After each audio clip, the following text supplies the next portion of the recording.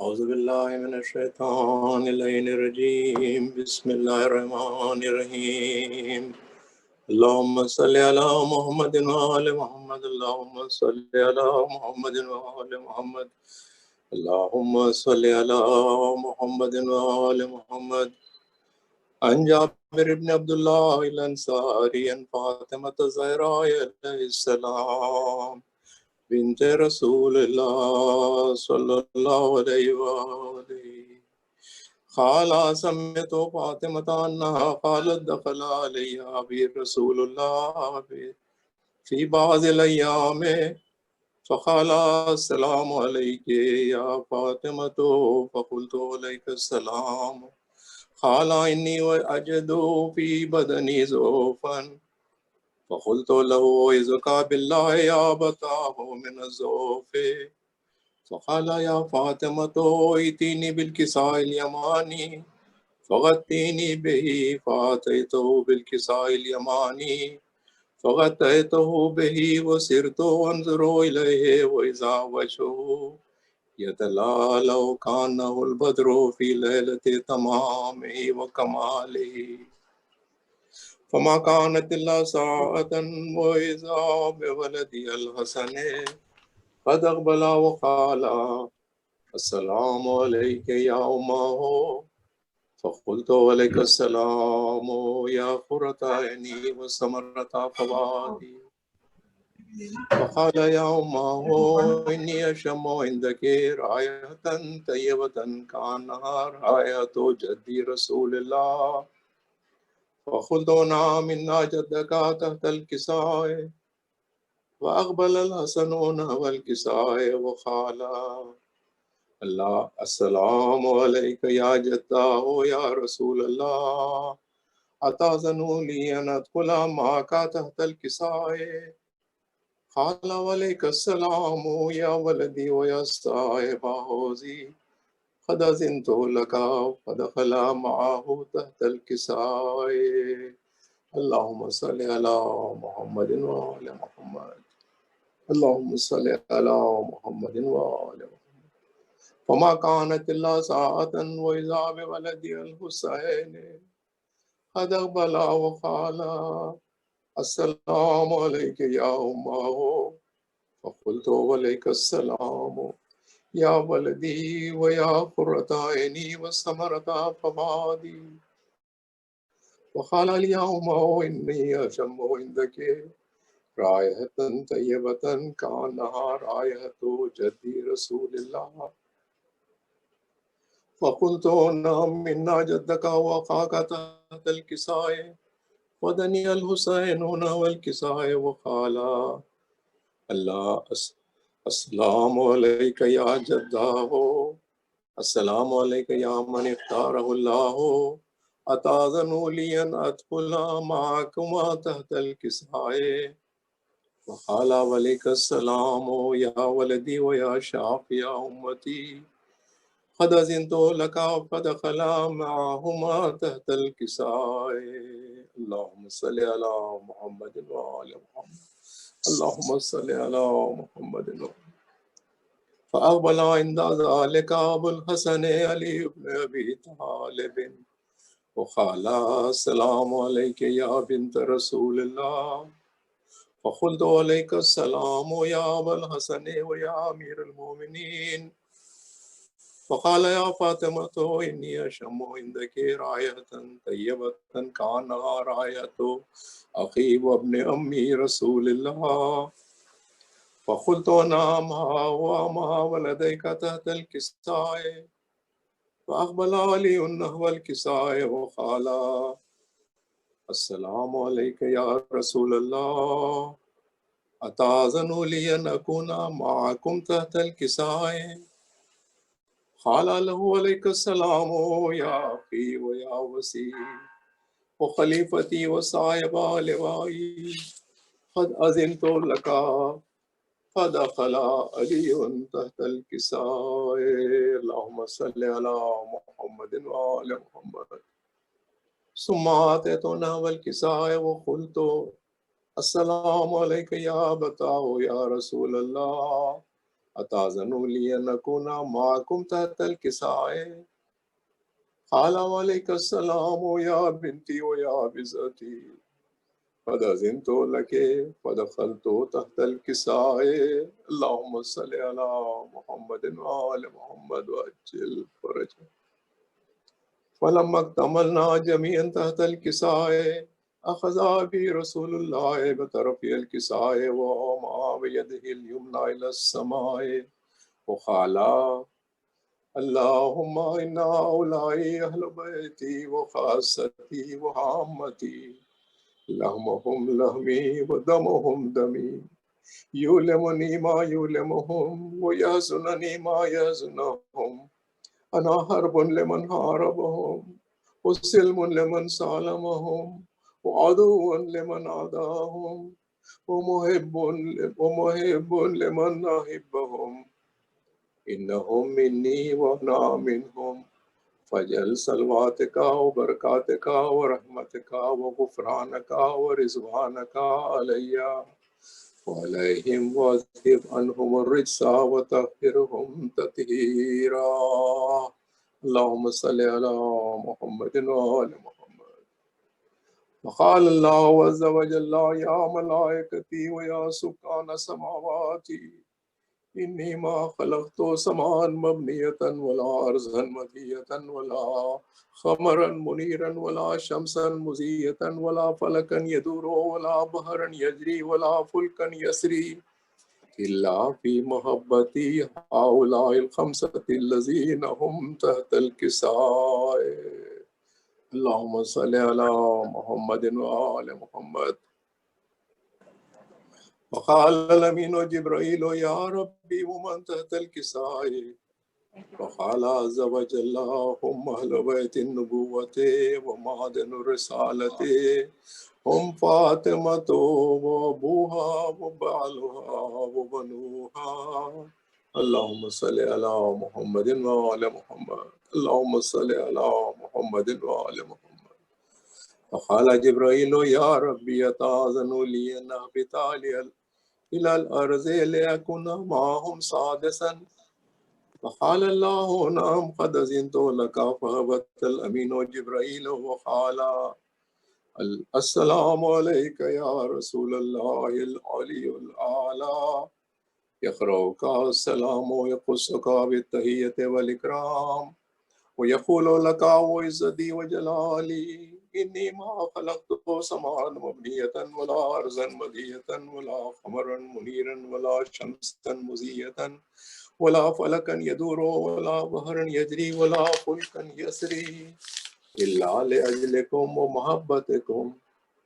وقد أذن لي أن أدخل معكم تحت الكساء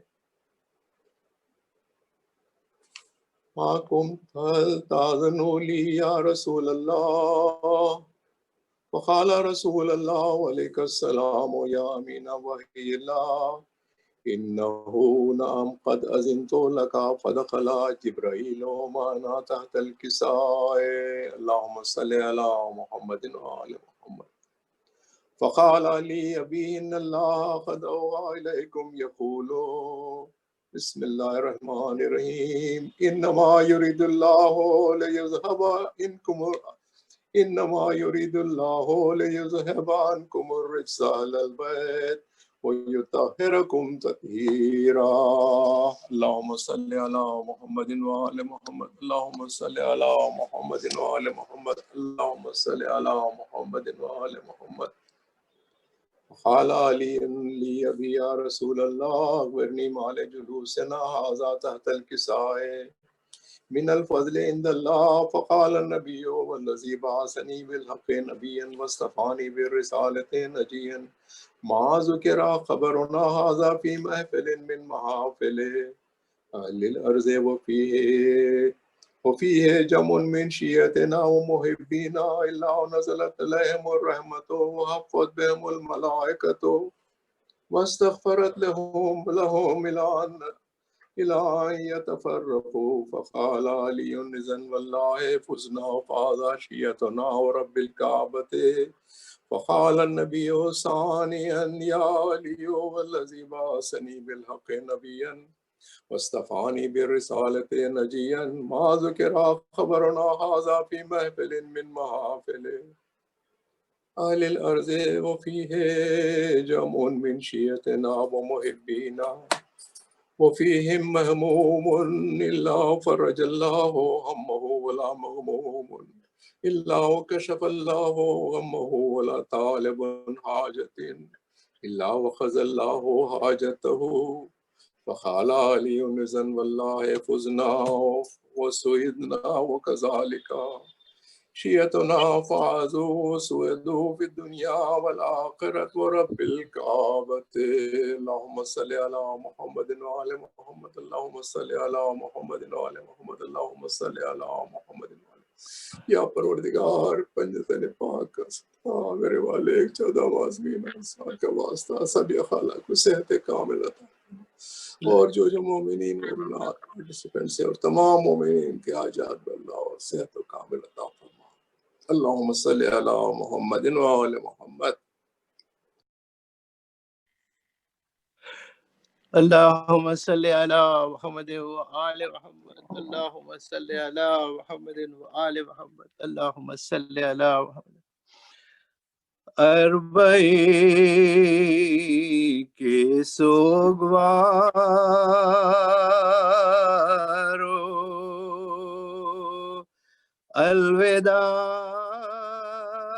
آخری مجلس ہے یارو الوداع آخری مجلس ہے یارو الوداع خاتمہ بالخیر چیلم کا ہوا الوداع اشک بار الوداع اشک بارو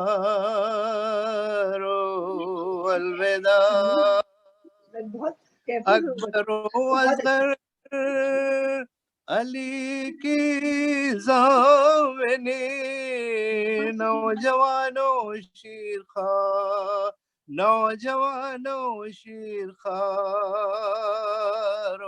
الوداع کہتے تھے گنج شہیدہ پر ہر فاطمہ زہرا کے پیار فاطمہ زہرا کے پیارو الوداع کربلا کی خاک کو سونپا تمہیں عرش اعظم کے ستار عرش اعظم کے ستارو الوداع بقیہ عمر نہ زخموں کا ہوا مرتضیٰ کے رشتہ دار مرتضیٰ کے رشتہ دارو الوداع خبر پر بیٹوں کی زینب نے کہا ماں وطن جاتی ہے پیار ماں وطن جاتی ہے پیارو الوداع دشت سونا پار بستی بھی نہیں بے دیارو بے مزہ بے دیارو بے مزہ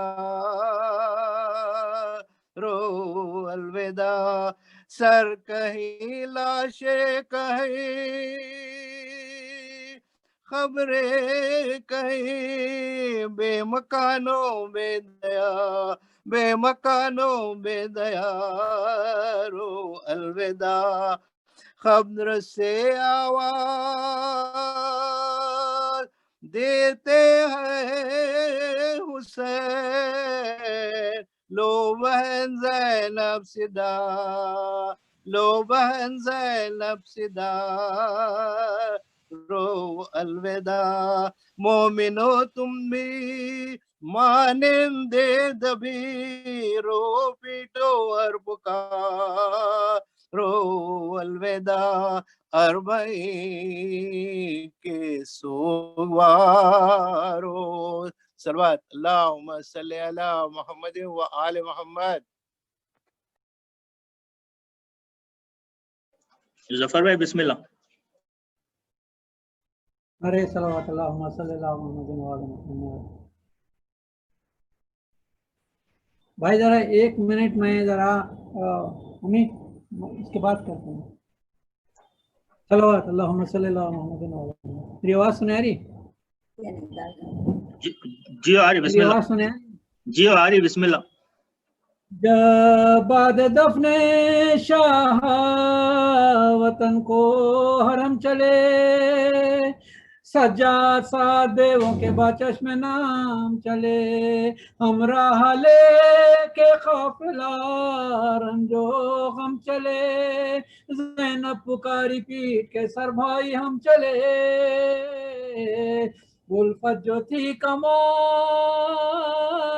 شہ مشرقین سے، روئی لپٹ لپٹ کے مزار حسین سے، روئی لپٹ لپٹ کے مزار حسین سے، پھر سر کو رکھ کے قبر پہ وہ غم کی مبتلا بولی کہ السلام علیکہ شہ خدا، بھیا اٹھو سوار کرو تم پہ میں فدا، فرمائیے وطن میں جا کر کروں گی کیا، رہ رہ کے جان آتا ہے مجھ دل ملول کو، کیا جا کے منہ دکھاؤں گی خبر رسول کو، بھیا بل تمہارے وطن کو نہ جاؤں گی، بھیا یہیں میں خبر پہ آنسو بہاؤں گی، نالوں سے آسمانوں زمین کو ہلاؤں گی، نظر حسین پیاسوں کو پانی پلاؤں گی، جو پوچھے گا تو روتی ہے، جو پوچھے گا تو روتی ہے، کیوں شور حسین سے کہہ دوں گی چھٹ گئی ہوں میں بھائی حسین سے، سجاد رو کے کرتے تھے زینب سے یہ سخن، چلیے پھوپھی خدا کے لیے اب سوئے وطن، رو رو کے جان دو نا یہاں بیر ظلم لان، ہوتا ہے خیر تم کو دوبارہ پسند ہے روزے پہ نانا جان کے، اب جا کے روئیے دروں کے زخم پشت پہ دکھلا کے روئیے، یہ سن کے اٹھی قبر سے آخر وہ سوگوار، ایک ہوسیا میں آ کر ہوئی سوار، پہنچے وطن میں جس گھڑی سجاد دل پگار، پہلے گئی بخیے میں زہرا کی گلزار، بولی لپٹ کے خبر سے اماں دہائی ہے، بھائی کو کھو کے زینب ناشاد آئی ہے، اماں سناؤ تم کو میں جو کچھ جفا ہوئی، پردیس میں حسین سے زینب جدا ہوئی، چوتھے برس میں باپ پہ بیٹی فدا ہوئی، اماں حسین مر گئے میں بےردا ہوئی، دل زندگی سے زینب مستر کا ہٹ گیا، میں دیکھتی رہی سر شبیر کٹ گیا، اماں تمہارے لال کو کیا کیا نغم ہوئے، لاشے کے ہاتھ انگوٹی کے خاطر خلام ہوئے، مردے پہ میرے بھائی کے تازہ ستم ہوئے، پامال لاش ہو گئی برباد ہم ہوئے، گوہر سکینہ کے بھی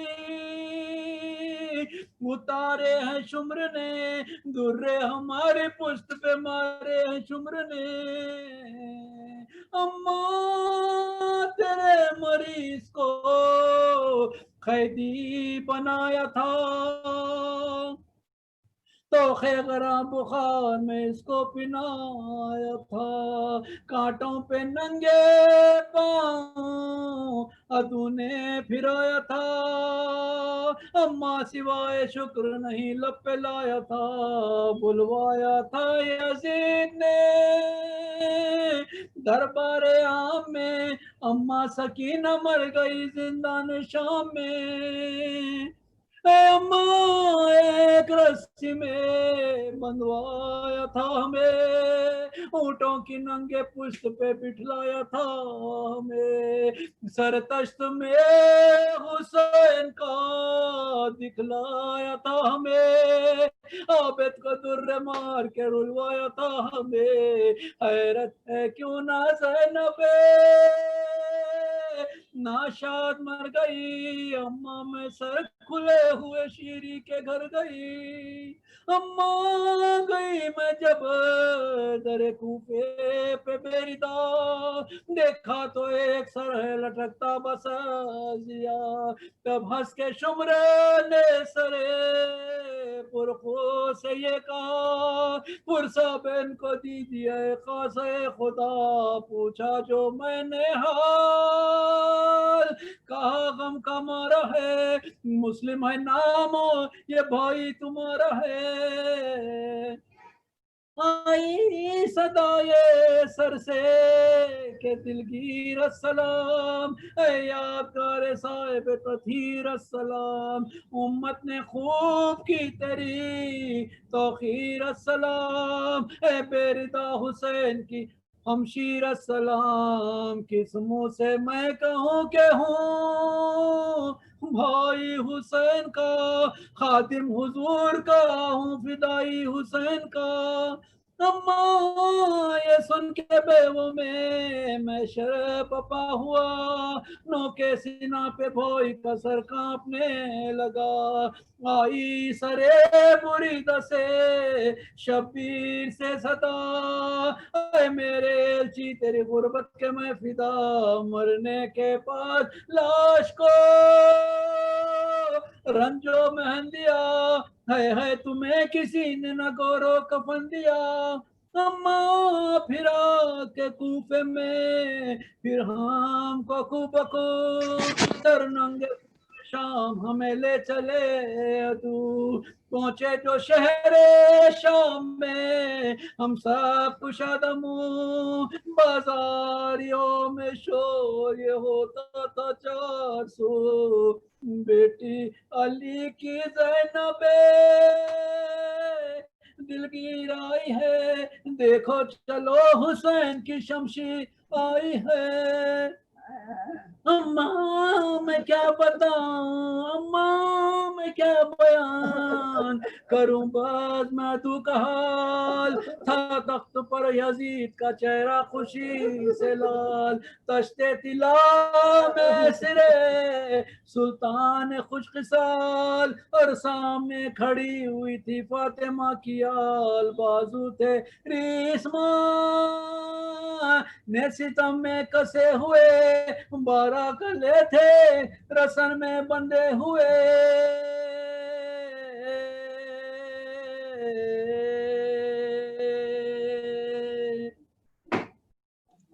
بسم اللہ مولانا۔ قبول کر، ہمارے گناہ کبیرہ اور صغیرہ کو بخش دے، ہم کو اور ہماری اولاد کو صحیح اسلام پر چلنے کی توفیق دے، مملکت اسلام کو، مرز اکرام کو، مقامات مقدسہ کو اپنے حفظ و ایمان میں رکھ، تاجیل ابتدا میں آپ سے گزارش کرتا ہوں کہ ایک مرتبہ سورہ حمد، 3 مرتبہ سورہ اخلاص کی تلاوت فرما کے ان مرحومین کے لیے سال فرما دیں۔ سید محمد صادق صفیہ بیگم، سید محمد ہادی جعفری، سید مہدی حسن جعفری، سید ضیاء الحسن جعفری، سید سراج الحسن جعفری، سید امیر الحسن جعفری، سید سجاد حسن جعفری، سید ابو الحسن جعفری، سید نور الحسن جعفری بانی عاشرخانے حضرت عباس، جملہ مومنین و مومنات کے لیے سال۔ بسم اللہ الرحمن الرحیم۔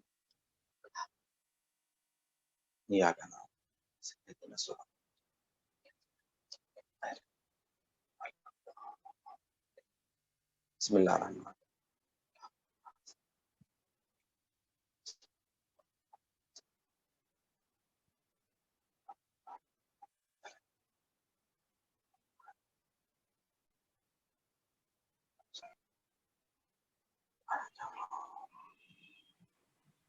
ابتدا میں ان مریضوں کے لیے جو مومنین بیمار ہے، علیل ہے، جو التماس سے دعا کہی گئی ہے، ان کے لیے دعا گو ہوں کہ پروردگار دو عالم ان مجالس کے صدقے میں جملہ مومنین مومنات کو شفاء کاملہ و عاجلہ عنایت فرمائیں اور جلد سے جلد کرونا وائرس کا خاتمہ فرمائیں۔ جو مومنین اس بیماری سے اس دنیا سے گزر چکے ہیں انہیں جوار معصومین میں جگہ عنایت فرمائیں۔ رحم اللہ من قرأ الفاتحہ۔ بسم اللہ۔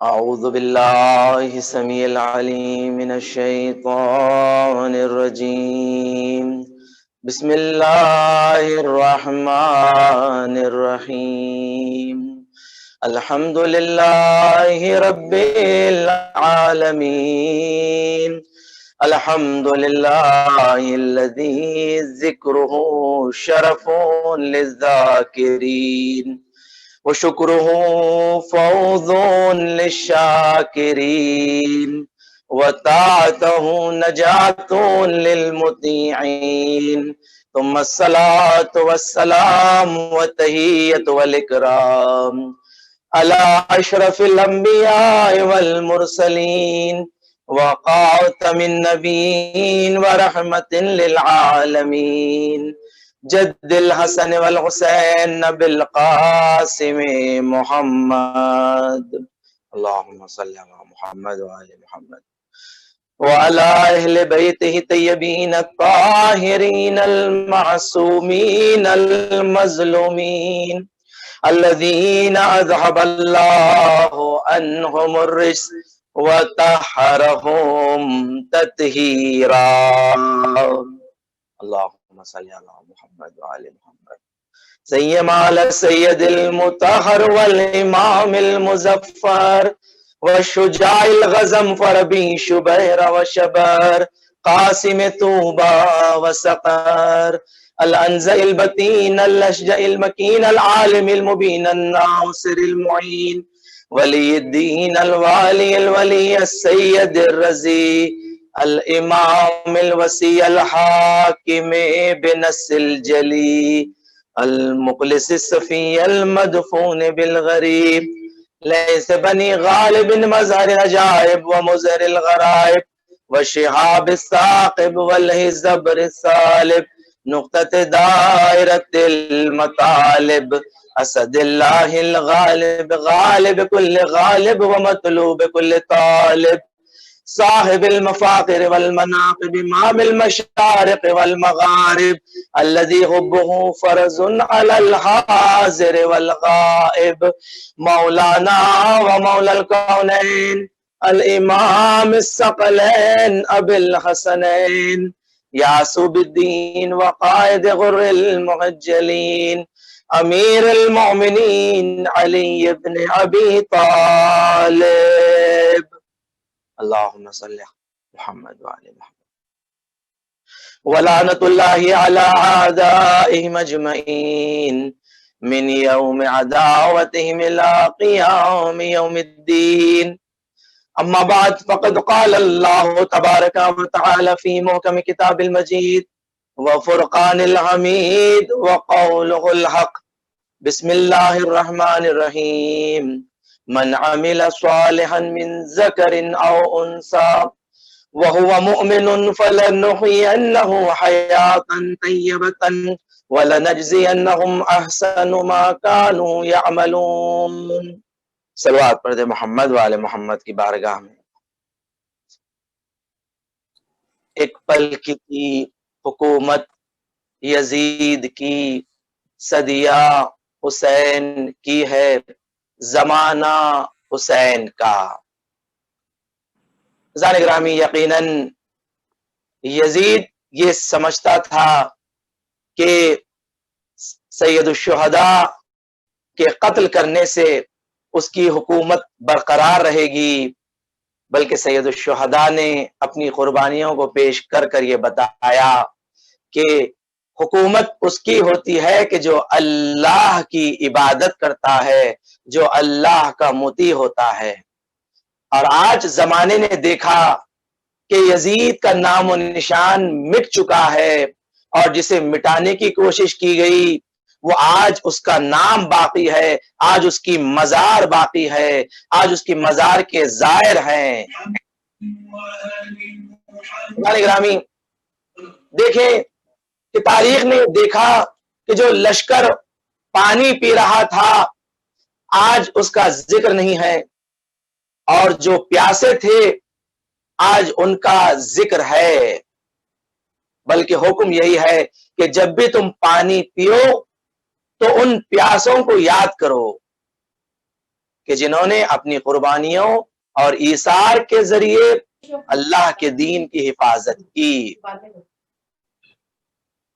عزیزان گرامی، آج روز اربعین ہے، اور یقیناً ہماری گفتگو جو سوشل ڈسپلن تربیت اجتماعی کے ذیل میں چل رہی تھی، آج اس کی آخری مجلس ہے، 5ویں مجلس، اور زیارت اربعین کا مستقیماً تعلق بھی ایک سوشل ڈسپلن اور تربیت اجتماعی سے کنیکٹڈ ہے۔ عزیزان گرامی، آپ دیکھیں کہ زیارت اربعین کی جس قدر فضیلتیں بیان کی گئی ہے، جس قدر عظمت بیان کی گئی ہے، کہ 11ویں امام امام حسن عسکری علیہ السلام نے زیارت اربعین کی فضیلت میں جو بتایا ہے کہ مومن کی 5 علامتیں ہیں، کہ مومن کو پہچاننے کے لیے یہ 5 علامتیں ہیں کہ جس کے ذریعے مومن پہچانا جائے۔ اس لیے کہ ہر چیز کی ایک علامت ہوتی ہے، ایک نشانی ہوتی ہے، فقط دعوے کرنے سے وہ شے نہیں ہو جاتی، بلکہ نشانیوں کے ذریعے، علامتوں کے ذریعے پہچانا جا سکتا ہے۔ 11ویں امام نے فرمایا مومن اور ایمان کی علامت بھی 5 ہے، یہ 5 علامتوں سے مومن کو پہچانا جائے۔ دن میں 51 رکعت نماز کا پڑھنا، کہ مومن فقط واجبات پر اکتفا نہیں کرتا، بلکہ جو نوافل ہے، جو مستحب نمازیں ہیں، وہ نوافلوں کے ساتھ اور نماز شب کے ساتھ پڑھنے والا ہوتا ہے۔ 51 رکعت نماز، 51 رکعت نماز۔ دوسری علامت یہ بتائی کہ مومن انگوٹھی پہنتا ہے تو اپنے دائیں ہاتھ میں پہنتا ہے، دائیں ہاتھ میں پہننا مومن کی علامتوں میں سے بتایا گیا۔ اور تیسری علامت، مومن جب بھی نماز میں بسم اللہ پڑھتا ہے تو نماز میں جہرن بسم اللہ پڑھتا ہے، بلند آواز کے ساتھ پڑھتا ہے۔ اور چوتھی علامت، جب سجدہ اور پیشانی کو زمین پر ٹکاتا ہے تو خاک پر ٹکاتا ہے۔ یہ علامتوں کے پیچھے پس منظر ہے، مجھے اس پس منظر میں نہیں جانا ہے، اس لیے کہ میری گفتگو کا موضوع سوشل ڈسپلن اور زیارت اربعین کی فضیلت پہ گفتگو کرنا ہے۔ ان علامتوں میں کے پیچھے ایک مفصل اس کے پیچھے تاریخ کا جز ہے، کہ جس کے لیے امام نے فرمایا کہ مومن کی علامت ہے، یہ مومن یہ ہے۔ اور اسی طرح جو 5ویں صفت بتائی ہے اور 5ویں علامت مومن کی بتائی ہے، وہ ہے زیارت اربعین، زیارت اربعین کا پڑھنا۔ عزیزان گرامی، 11ویں امام کے زمانے میں بہت ساری زیارت معصورہ موجود تھی۔ زیارت معصورہ یعنی وہ زیارتیں جو ائمہ معصومین علیہم السلام سے ہم تک پہنچی۔ ان تمام زیارتوں میں 11ویں امام نے زیارت اربعین کو مومن کی علامت میں سے قرار دیا، مومن کی علامتوں میں سے، کہ زیارت اربعین مومن کی علامت ہے۔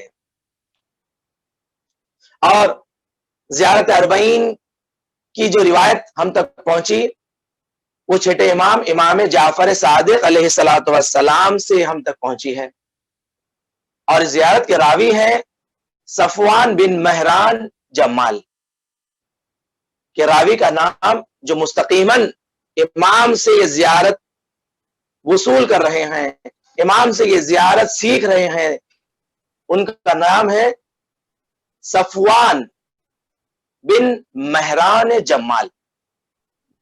صفوان کون تھے؟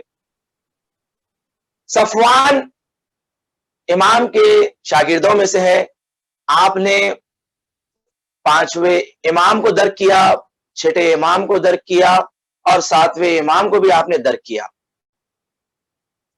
3 اماموں کی آپ نے شاگردی کی اور ائمہ معصومین کے بڑے معتمد شخص تھے، بھروسے مند شخصیت میں سے تھے، کہ جس کی مثال یہ ہے کہ صفوان بن جمال وہ شخص ہے کہ جسے 6ٹھے امام نے پہلی مرتبہ مولا کائنات امیر المومنین علی ابن ابی طالب علیہ الصلوۃ والسلام کی قبر کا نشان جسے بتایا تھا۔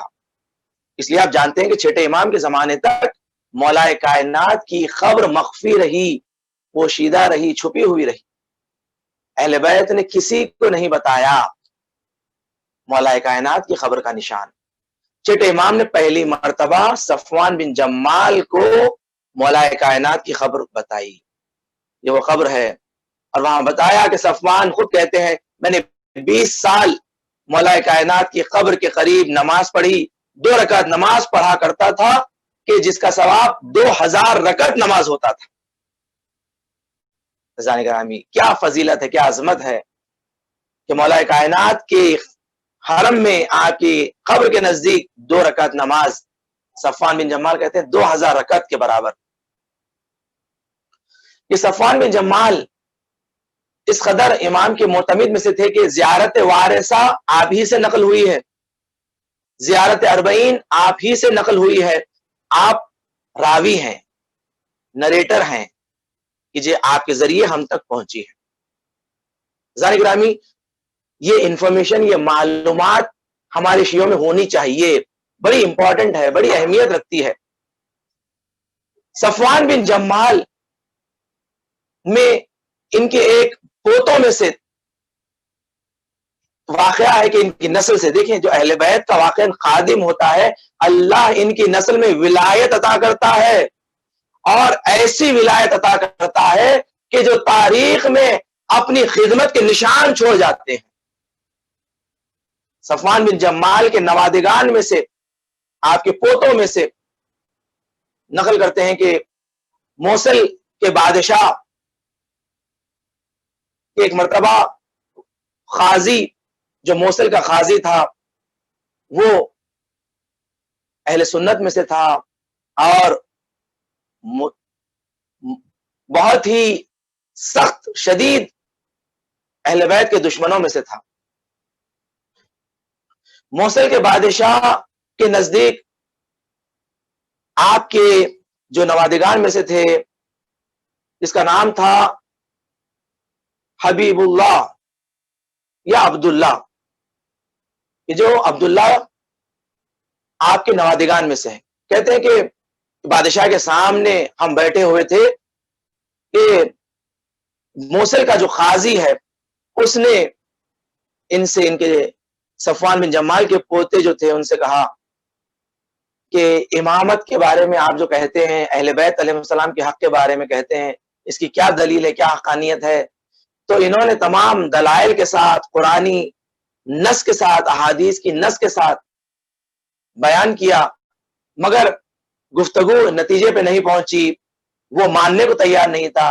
اس لیے کہ دیکھیں، اگر جہاں تعصبیت آ جاتی ہے، متعصب انسان بن جاتا ہے کسی جہالت سے، تو اسے دلیل کے ذریعے نہیں سمجھایا جا سکتا، دلیل کے ذریعے نہیں سمجھایا جا سکتا، دلیل برہان پیش کر دی گئی۔ جیسے رسول خدا صلی اللہ علیہ وآلہ وسلم کے زمانے میں جو عیسائی نجران آئے تھے اور رسول اللہ سے مناظرہ کرتے ہیں، برہان دلیل پیش کرنے کے باوجود بھی جب گفتگو نتیجے پہ نہیں پہنچی، تو پروردگار نے کہا تھا کہ ایسے لوگوں کے ساتھ فقط ایک ہی نتیجہ ہے، وہ ہے مباہلہ کرنا۔ تو یہاں پر بھی جو صفوان بن مہران کے پوتے ہیں، انہوں نے بھی جب دلیل برہان کے ساتھ پیش کر دیا، ثابت کر دیا، اس کے باوجود بھی وہ ماننے کو تیار نہیں تھا، تو انہوں نے کہا کہ اب اس کے بعد کا آخری راستہ یہی ہے کہ آؤ ہم مباہلہ کر لیتے ہیں، ہزار گرامی مباہلہ ایک ایسا امر ہے کہ تا قیامت تک اس کا دروازہ کھلا ہوا ہے. ہم اپنی حقانیت کے لیے مباہلے کو آج بھی استعمال کر سکتے ہیں، آج بھی استعمال کر سکتے ہیں. ایک ہمارے اساتذہ میں سے ایک استاد نے اس واقعے کو نقل کیا کہ ان کے استاد جو ڈیمسکس میں شام میں تبلیغ پر گئے ہوئے تھے، وہاں پر عیسائیوں سے مناظرہ اور گفتگو ہوئی، ڈسکشن ہوا، اور اسی مباہلہ پر گفتگو ہوئی. تو وہ لوگ اس کو ماننے کو تیار نہیں تھے، قبول کرنے کو تیار نہیں تھے. تو انہوں نے کہا کہ ٹھیک ہے، اگر آپ مباہلہ کو ماننے کو تیار نہیں ہے کہ تاریخ میں مباہلہ ہوا تھا اور مسیحیان نجران نے مباہلہ کو قبول نہیں کیا تھا اور جزیہ دینے پر راضی ہو گئے تھے، اگر آج نہیں مانتے ہو آپ تو آئے آج ہم مناظرہ کر لیں، آج ہم مباہلہ کر لیں. انہوں نے کہا کہ آؤ مباہلہ کر لیتے ہیں کہ اگر میں سچا ہوں تو اس مقام سے میں زندہ نہ جاؤں، اسی مقام پر میں مر جاؤں، اور اگر میں سچا ہوں تو اس مقام سے میں صحیح اور سالم نکل جاؤں، اور اس کے بعد یہ جو کلیسا ہے، یہ جو چرچ ہے، یہ چرچ ابھی گر جائے اور بیٹھ جائے. اگر میں سچا ہوں، اگر میں جھوٹا ہوں تو مجھ پر یہ گر جائے اور میں ختم ہو جاؤں. یہ کہہ کر وہ کہتے ہیں میں چلا گیا باہر. جانے کے بعد تھوڑی دیر بعد یہ جو چرچ تھی، جو کلیسا تھا، جو بڑی قدیم اور بہت ہی پختہ عمارت تھی، ایک مرتبہ اسے لرزہ آنے لگا، لرزہ آنے لگا. جتنے عیسائی تھے گھبرا کر سب باہر آ گئے. جیسے یہ سب باہر آ گئے، یہ چرچ وہاں گر گیا اور گر کر بیٹھ گیا. کہا کہ آج بھی ہم مباہلہ کر سکتے ہیں اگر ہم اپنی حقانیت پہ، سچائی پہ اتنا پختگی کے ساتھ ایمان رکھتے ہیں. تو جو صفوان کے پوتے تھے عبداللہ، انہوں نے کہا کہ جب برہان و دلیل سے تو ماننے کو تیار نہیں ہو تو آؤ ہم مباہلہ کر لیتے ہیں. اور عزیزان گرامی دیکھیں، اہل بیت کے چاہنے والے ہمیشہ دلیل و برہان سے گفتگو کرتے ہیں، یا ان کا آخری نتیجہ اور آخری کام مباہلہ ہوتا ہے. یہ کبھی خون خرابہ نہیں کرتے، یہ ٹیررزم نہیں کرتے. اہل بیت کے چاہنے والے کبھی ٹیررسٹ نہیں ہو سکتے. عزیزان گرامی، یہ سبق تاریخ نے بتایا ہے کہ اہل بیت کے چاہنے والے ان کا روش یہ ہوا کرتی ہے، علمی گفتگو کرتے، مناظرہ کرتے. اگر نہیں مانتے ہو آؤ ہمارے پاس ایک راستہ ہے، وہ ہے مباہلہ. مباہلہ میں کیا ہوتا ہے؟ جو ہے جھوٹوں پر خدا کی لعنت. یہ مباہلہ جھوٹوں پر خدا کی لعنت ہے. بس ہم اس سے زیادہ نہ ہم کسی کا گریبان پکڑتے ہیں، نہ ہم کسی پہ تلوار اٹھاتے ہیں، نہ ہم کسی کا خون بہاتے ہیں. ہرگز نہیں نہیں نہیں. اہل بیت کے چاہنے والے اہل بیت کی روش پہ چلتے ہیں اور آج بھی مباہلہ کرتے ہیں. عزیزان گرامی، تو کہتے ہیں کہ کسی موصل کے بادشاہ کے سامنے انہوں نے کہا کہ کل مباہلہ ہوگا. دن طے کیا گیا، وقت طے کیا گیا. کہتے ہیں کہ اسی بادشاہ کے سامنے صفوان بن مہران کے پوتے اور یہ قاضی موصل دونوں آتے ہیں. آنے کے بعد انہوں نے اپنے دونوں ہاتھوں کو ہاتھ میں ہاتھ، انگلیوں میں انگلیاں دی، اور دینے کے بعد جھوٹے پہ خدا کی لعنت کی. کہا کہ جھوٹے پہ خدا کی لعنت ہو اور وہ ختم ہو جائیں. بس یہ کہہ کر دونوں واپس چلے گئے. قاضی موصل جو بادشاہ کے پاس ہر روز آیا کرتا تھا، ہر روز آیا کرتا تھا. اس مباہلہ کے بعد 2 دن گزر گئے، قاضی موصل بادشاہ کے پاس نہیں آیا. تو بادشاہ نے اپنے غلام کو بھیجا کہ جاؤ جا کے اطلاع حاصل کرو کہ قاضی کیوں نہیں آیا ہمارے پاس. تو جیسے ہی اس کا غلام خادم گیا، جا کر واپس آیا. واپس آنے کے بعد کہا کہ قاضی موصل جب مباہلہ کے بعد وہ اپنے گھر واپس گیا، اس کے ہاتھ سیاہ ہو چکا تھا، اس کے ہاتھ کا رنگ بدلنے لگا، سیاہ ہو گیا اور ہاتھ ورم کرنے لگا، اور ورم کرتے ہوئے اسی رات وہ اس دنیا سے گزر گیا ہے. اسے خاموشی کے ساتھ دفن کر دیا گیا ہے. عزیزان گرامی، یہ ہے حقانیت اہل بیت، سچائی اہل بیت، کہ آج بھی مباہلہ کا راستہ کھلا ہوا ہے۔ یہ صفوان بن جمال کے پوتوں میں سے اور نوادگان میں سے تھے۔ صفوان بن جمال اس قدر اہمیت رکھتے تھے اہل بیت علیہ السلام کے نزدیک۔ صفوان بن مہران کو جمال کا لقب دیا گیا۔ جمال کیوں کہتے ہیں؟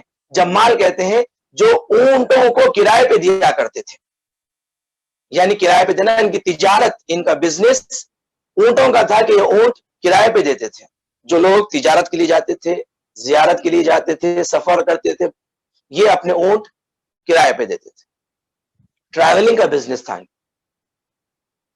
تو صفوان بن جمال سے ایک مرتبہ ساتویں امام موسی کاظم علیہ السلام نے پوچھا کہ اے صفوان، تم میں بہت ساری اچھائی ہے، بہت ساری خوبی ہے، سوائے ایک کے۔ صفوان بن جمال تعجب سے پوچھنے لگے، مولا وہ کیا برائی ہے؟ ذرا گرامی، سب سے پہلے تو خوشی کی بات یہ ہے کہ امام معصوم حجت خدا کسی کے بارے میں کہے، بولے کہ تم میں اچھائی ہے، تم میں خوبی ہے، اس سے بڑی صداقت کی دلیل کیا ہو سکتی ہے کہ اہل بیت کسی کو کہہ دیں کہ تم اچھے ہو، تم نیک ہو، اس سے بڑی فضیلت انسان کی نہیں ہو سکتی۔ تو صفوان بن جمال کو امام نے کہا تمہیں بہت اچھائی، بہت ساری خوبیاں ہیں، بہت ساری اچھائیاں ہیں، مگر سوائے اس کے کہ ایک چیز، ایک عیب ہے۔ صفوان بن مہران نے کہا مولا وہ کیا عیب ہے مجھ میں، بتائیں تاکہ میں اپنے عیب کی اصلاح کر سکوں، اصلاح کروں۔ ذرا گرامی دیکھیں واقعی اس واقعے میں کتنا سبق ہے، درس ہے کہ فوری آپ نے مولا سے پوچھ لیا مولا بتائیں وہ عیب کیا ہے، عیب کیا ہے تاکہ میں نکال لوں، اپنے اندر سے دور کر دوں۔ کیا ہمارے میں ایسی آمادگی ہے، ہم ایسے تیار ہیں کہ جیسے ہم بڑے تڑپتے ہیں اپنے امام زمانہ سے ملاقات کے لیے، اگر ہم اللہ ہمیں وہ شرف نصیب کر دے امام زمانہ سے ہماری ملاقات ہو گئی، اور امام زمانہ اگر ہمیں ایسے ہی کوئی بات بولے کہ تم میں یہ عیب ہے، کیا ہم تیار ہیں وہ عیب چھوڑنے کے لیے؟ صفوان بن جمال ہاتھوں کو بند کر پوچھتے مولا وہ کیا عیب ہے بتائیں۔ امام نے کہا صفوان تم اپنے اونٹ ہارون رشید کو کرائے پہ دیتے ہو۔ تو صفوان نے کہا مولا ہارون الرشید وہ حج اور عمرے کے لیے زیارت کی نیت سے وہ میرے اونٹ کرائے پہ لے کر گیا، اور ہارون رشید سے آپ کی ایک رشتہ داری بھی ہوتی تھی، صفوان بن جمال کی رشتہ داری بھی تھی، آپس میں رشتہ دار تھے۔ تو امام سے صفوان نے کہا کہ مولا میں تو اس کو سفر زیارتی کے لیے میں نے اونٹ کرائے پہ دیے ہیں، اور یہ میرا بزنس ہی یہی ہے، کاروبار میں تو مذہب نہیں دیکھا جاتا، کاروبار میں تو دین نہیں دیکھا جاتا۔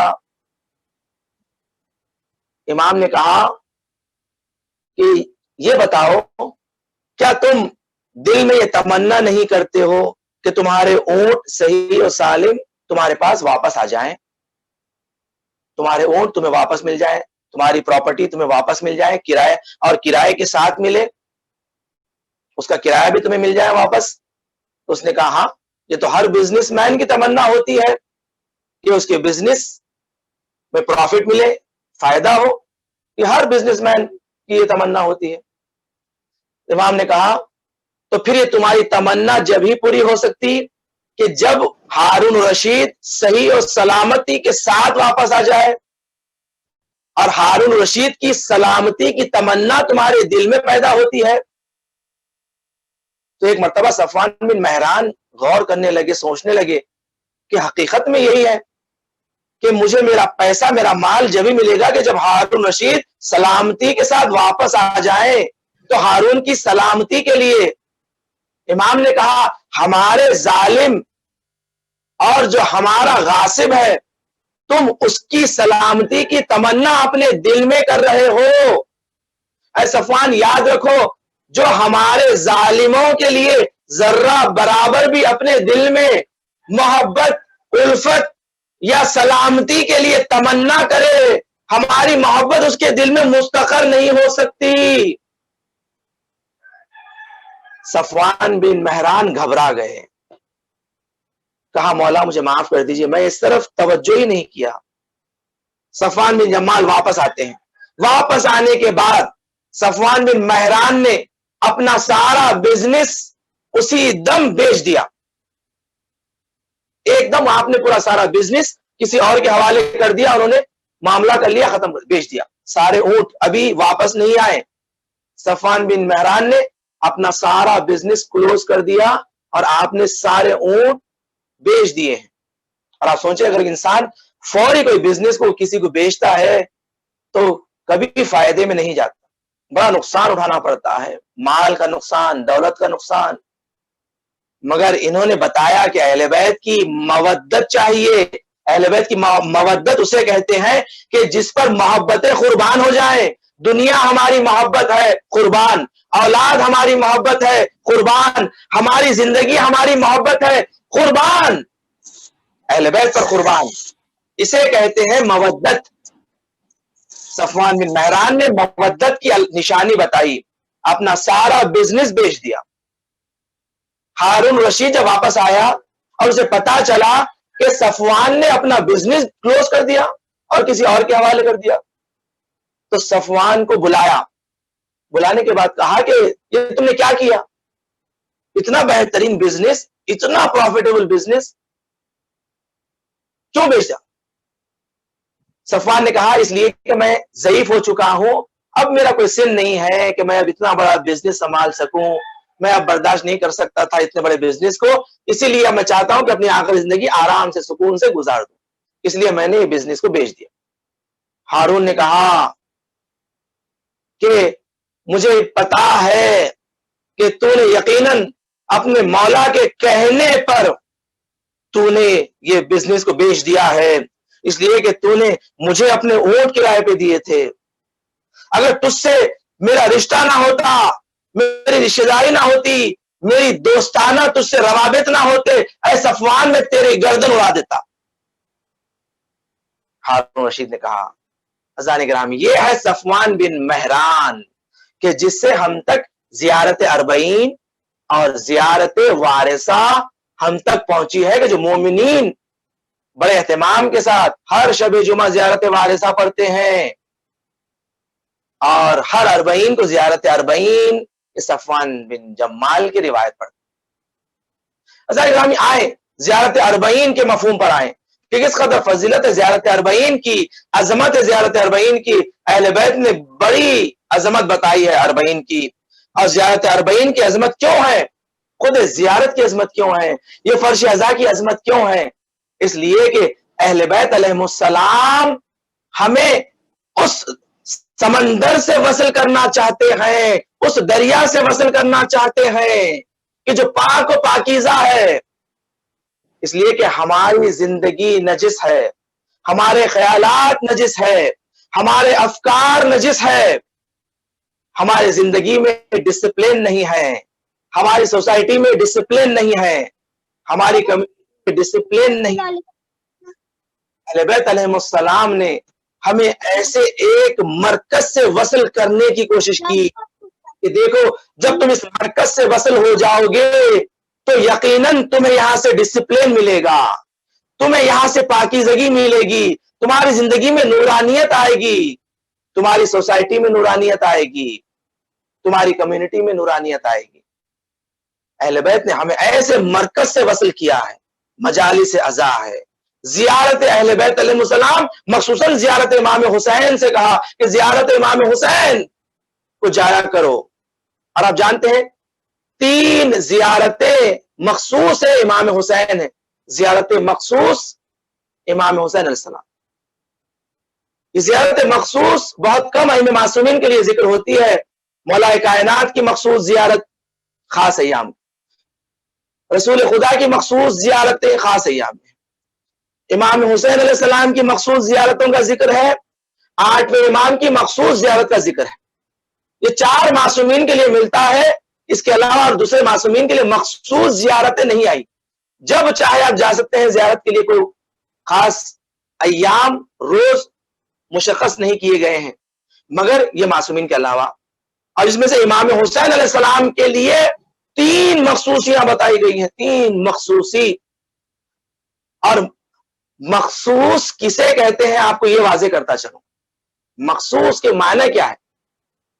جیسے کہتے ہیں نماز کا وقت خاص، نماز کا مخصوص وقت ہوتا ہے، فضیلت کا وقت، یہ ہے نماز کا مخصوص وقت کہ جس میں پڑھنے کی بڑی فضیلت ہے. جو سوال کیا گیا یہ فضیلت کا وقت اور نماز مخصوص وقت میں نماز پڑھنے کی فضیلت اور غیر مخصوص وقت میں نماز پڑھنے کے درمیان کتنا فرق ہے، کیا فاصلہ ہے؟ تو فرمایا معصوم غیر معصوم میں جتنا فرق ہے اتنا فاصلہ وقت پہ نماز پڑھنے اور غیر وقت میں نماز. یعنی ابھی نماز قضا نہیں ہوئی ہے مگر آپ نماز ٹھہر کے آرام سے سکون سے آپ پڑھ رہے ہیں قضا ہونے سے پہلے، تو اتنا ہی فرق ہے جتنا معصوم اور غیر معصوم میں فرق ہے. مخصوص وقت نماز کا، مخصوص زیارت ائمہ معصومین کی کیوں کہی گئی؟ اس لیے کہی گئی کہ مخصوص وقت وہ وقت ہوتا ہے کہ جب حجت خدا امام وقت امام زمانہ اجل اللہ تعالی فرجہ الشریف اللہم صلی علی محمد والے، اس وقت وہ عبادت انجام دیتا ہے، اسے کہتے ہیں مخصوص وقت. یہ ہے وقت مخصوص. اگر تم چاہتے ہو اپنے امام وقت کے ساتھ نماز میں محراب میں وصل ہو جاؤ تو نماز اول وقت پڑھا کرو. نماز اول وقت اسی لیے کہ اسی سرزمین پر تمہارا امام بھی اسی وقت نماز کے لیے کھڑا ہوا ہے اور اسی وقت تکبیرۃ الاحرام کہہ رہا ہے. یہ ہے مخصوص وقت نماز. اس طرح مخصوص زیارت کس لیے ہے؟ اس لیے کہ تمہارا وقت کا امام اس وقت اس معصوم کی زیارت کے لیے ضرور جاتا ہے. تمہارا وقت کا امام اس وقت وہاں موجود ہوتا ہے، اس لیے کہتے ہیں مخصوص زیارت. امام حسین علیہ السلام کے لیے 3 مخصوص زیارتیں بتائی گئی: نیمے شعبان، عرفات اور 40. یہ 3 زیارتیں امام حسین کی مخصوص زیارتیں ہیں. کہا گیا ہے کہ کوشش کریں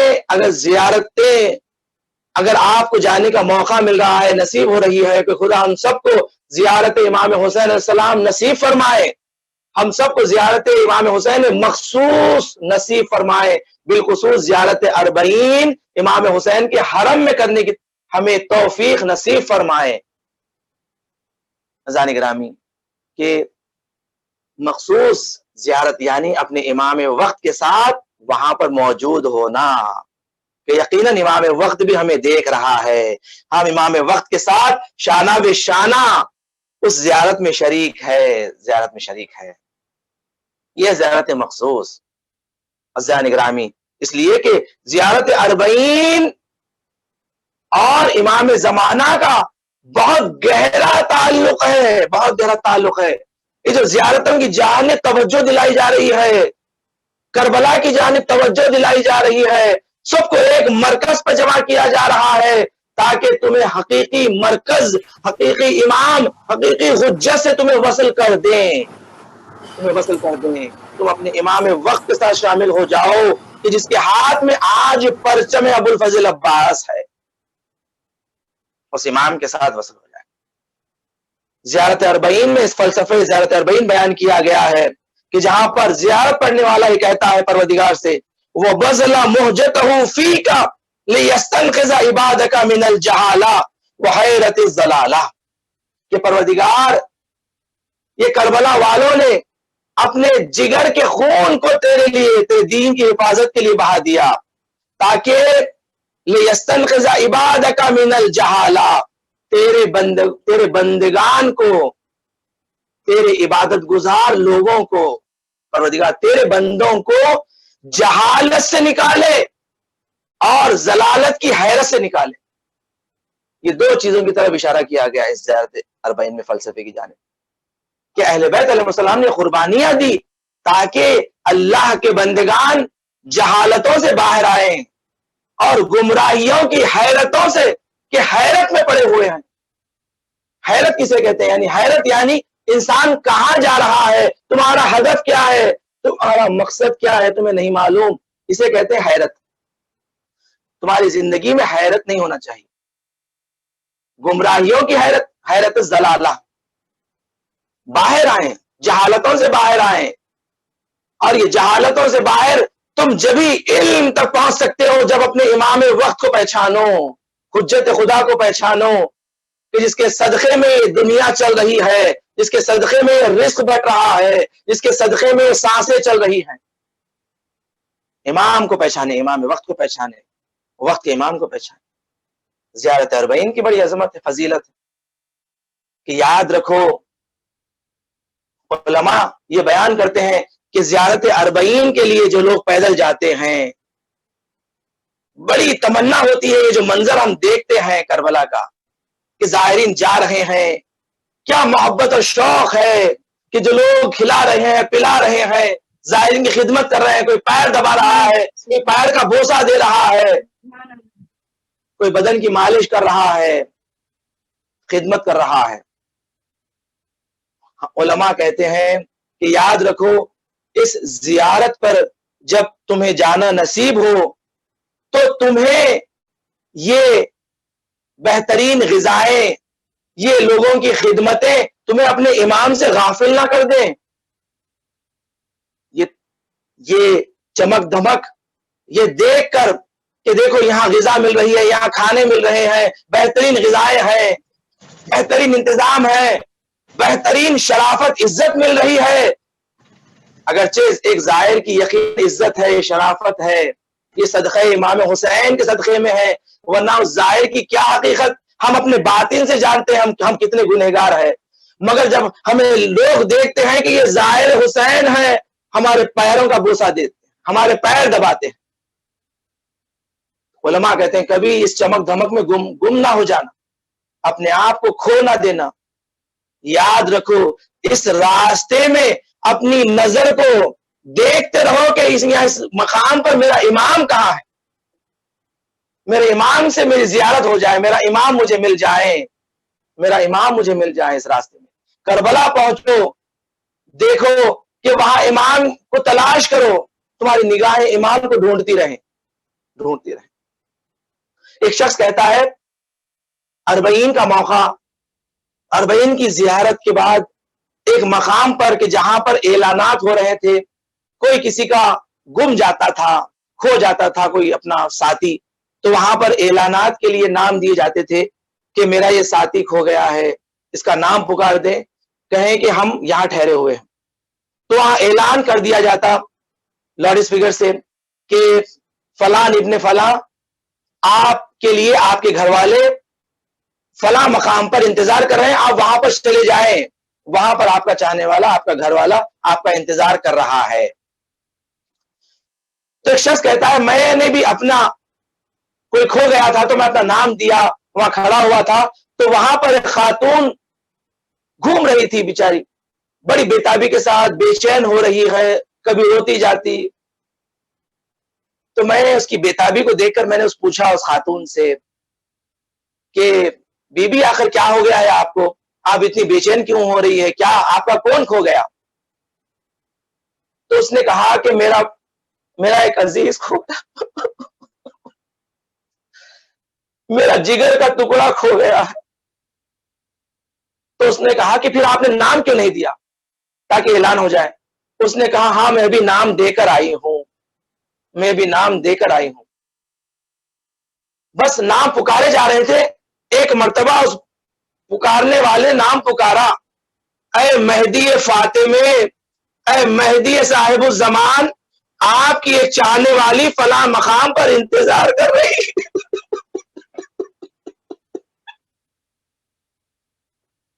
جیسے ہی میں نام سنا میں پریشان ہو گیا، ارے یہ خاتون اپنے امام زمانہ کو ڈھونڈ رہی ہے۔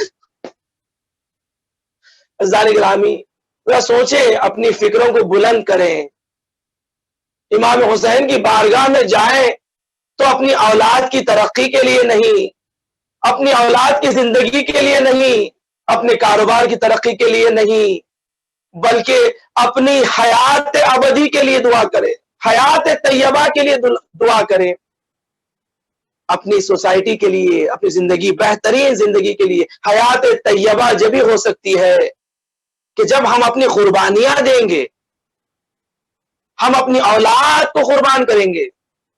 اہل بیت کی بارگاہ میں، سید الشہداء کی بارگاہ میں جا کر ہم اپنی اولاد کی زندگی مانگے، بلکہ بولے مولا ہماری اولاد آپ پر قربان، مولا ہمارا مال آپ پر قربان، مولا فقط ہماری خدمت قبول کر لیجئے، مولا ہماری ارادت اور محبت کو اپنی بارگاہ میں قبول کر لیجئے۔ عزیزان گرامی، زیارت اربعین امام زمانہ سے مستقیما تعلق رکھتا ہے، اس لیے کہ آج امام زمانہ، یہ جو لاکھوں کروڑوں کا مجمع ہے، اس مجمع میں امام زمانہ اپنے علی اکبر کو ڈھونڈ رہے ہیں، امام زمانہ اپنے قاسم کو ڈھونڈ رہے ہیں، امام زمانہ اپنے حبیب ابن مظاہر کو ڈھونڈ رہے ہیں، اپنے مسلم ابن اوسجہ کو ڈھونڈ رہے ہیں۔ کہاں ہے میرا مسلم؟ کہاں ہے میرا حبیب؟ کہاں ہے میرا علی اکبر؟ کہاں ہے میرا عباس؟ تاکہ میں قیام کروں، میں ظہور کروں۔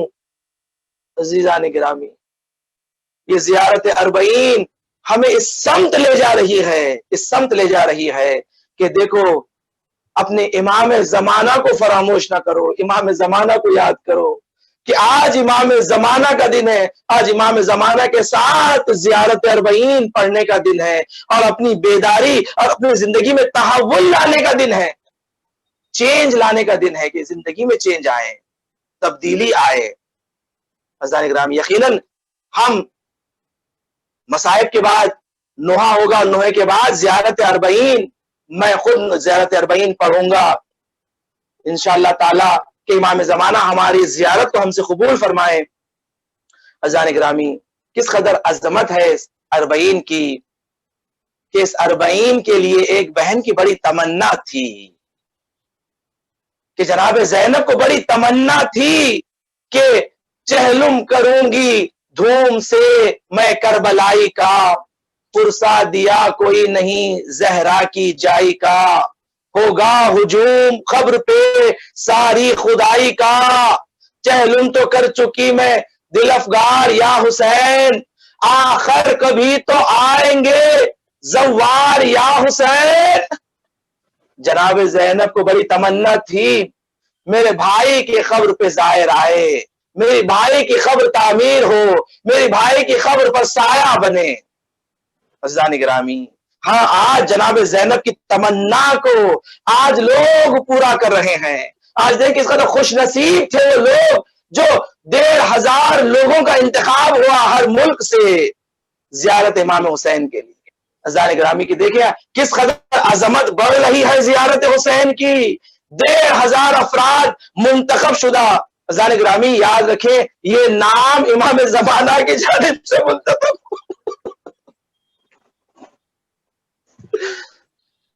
امام حسین کی زیارت۔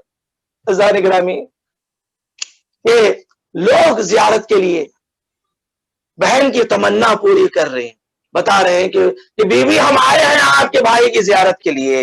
ہاں، یہ جب لٹا ہوا قافلہ کربلا کی سرزمین پہ جب پہنچ رہا تھا تو یہاں پر مولا کا سب سے پہلا زائر جابر ابن عبداللہ انصاری، کہ جابر ابن عبداللہ انصاری رسول خدا کے صحابی ہے، رسول خدا نے بہت سارے راز جابر کو بتائے تھے، امام حسین علیہ السلام کی شہادت بتائی تھی، امام حسین کی قبر کی زیارت کی فضیلت بتائی تھی۔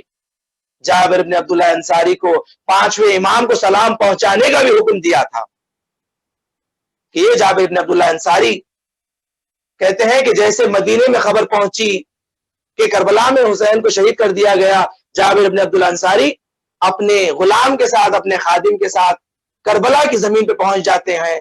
پہنچنے کے بعد زیارت امام حسین کرتے ہیں، کہتے ہیں کہ اے عطیہ، کہ آپ کے خادم کا نام تھا، اے عطیہ مجھے بتا کہ یہاں پر کوئی خبر بنی ہوئی ہے؟ تو کہا کہ یہاں پر کچھ خبریں بنی ہوئی ہے، ایک خبر حبیب ابن مظاہر کی ہے، ایک گنج شہداء ہے جو چوتھے امام نے بنائی تھی۔ اس کے بعد کہا کہ ہاں ایک خبر اور ہے، کہ جہاں جس خبر پر لکھا ہوا ہے کہ ھذا قبر الحسین ابن علی الذی قتل مظلوما عطشانا، ایک مرتبہ جابر نے جیسے ہی سنا اپنے آپ کو قبر حسین پر گرا دیا، اس قدر گریا ازاری کیا، اس قدر گریا کرتا گیا، جابر ابن عبداللہ انصاری کو غش آ گیا۔ وہ غشی کی عالم میں جابر ابن عبداللہ انصاری کو پیغمبر اکرم نے کہا جابر اٹھو، جابر اٹھو، میری نواسی زینب آ رہی ہے، جابر اٹھو۔ جابر گھبرا کر اٹھے، اٹھنے کے بعد عطیہ سے پوچھا عطیہ ذرا غور کرو کوئی قافلہ تو نہیں آ رہا ہے؟ عطیہ نے غور سے دیکھا، کہا ہاں ایک قافلہ آ رہا ہے جس کی عماریوں پہ سیاہ پرچم لگے ہوئے ہیں، سیاہ پردے لگے ہوئے ہیں۔ جابر نے کہا یقیناً یہ میرے مولا کا قافلہ، یہ لٹا ہوا قافلہ واپس آ رہا ہے۔ اے عطیہ ذرا غور کرو اس میں کوئی جوان نظر آ رہا ہے؟ عطیہ نے غور سے دیکھا، دیکھ کر کہا جابر اس میں کوئی جوان نظر نہیں آ رہا ہے، ہاں مگر اس میں ایک ضعیف نظر آ رہا ہے کہ جس کے سر کے بال سفید ہو چکے ہیں، جس کی ریش سفید ہو چکی ہے، جس کی کمر جھکی ہوئی ہے۔ جابر کہتے ہیں ایک مرتبہ میں قریب آیا، قریب آنے کے بعد ان سے پوچھا کہ اے ضعیف شخص آپ کون ہے؟ اس لیے کہ جابر ابن عبداللہ انصاری کی بینائی چلی گئی تھی، ضعیفی کا عالم تھا۔ ایک مرتبہ سید سجاد نے کہا چچا جابر کیا آپ نے مجھے نہیں پہچانا؟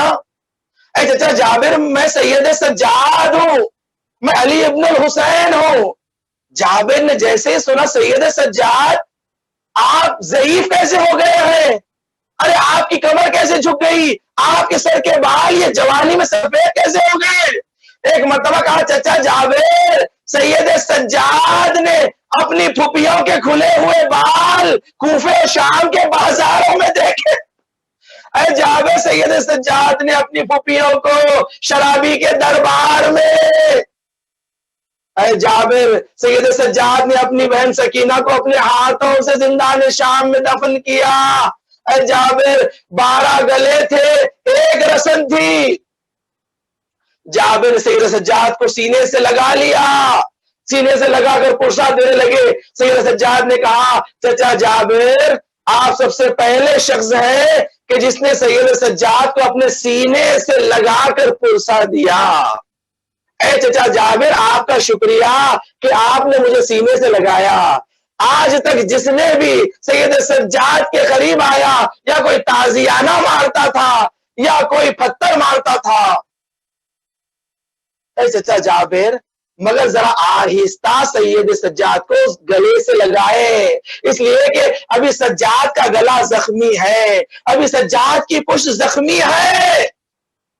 عزیزان گرامی جابر سے سید سجاد نے کہا چچا جابر میں آپ سے درخواست کرتا ہوں کہ آپ تھوڑا دور چلے جائیں، میری پھوپھیاں چاہتی ہیں کہ میرے بابا کی قبر کی زیارت کریں۔ جابر اور عطیہ دونوں دور ہو جاتے ہیں اور سید سجاد پھوپھی اماں کے ناقے کو قریب لاتے ہیں۔ لانے کے بعد جیسے ہی ناقے کو روکا جناب زینب یہ نہیں پوچھا کہ سجاد یہ میرے بھائی حسین کی خبر ہے، زینب نے نہیں پوچھا۔ زینب پہچان گئی اپنے بھائی کی خبر کو، اس لیے کہ زینب نے دیکھا تھا حسین کے سینے پہ شیبر سوار تھا، ارے حسین کے گلے پہ خنجر رکھا تھا۔ زینب نے وہ مقام دیکھا تھا، زینب نے نہیں پوچھا۔ زینب نے جیسے اس مقام کو دیکھا پہچان گئی، اپنے آپ کو ناقے سے گرا دیا۔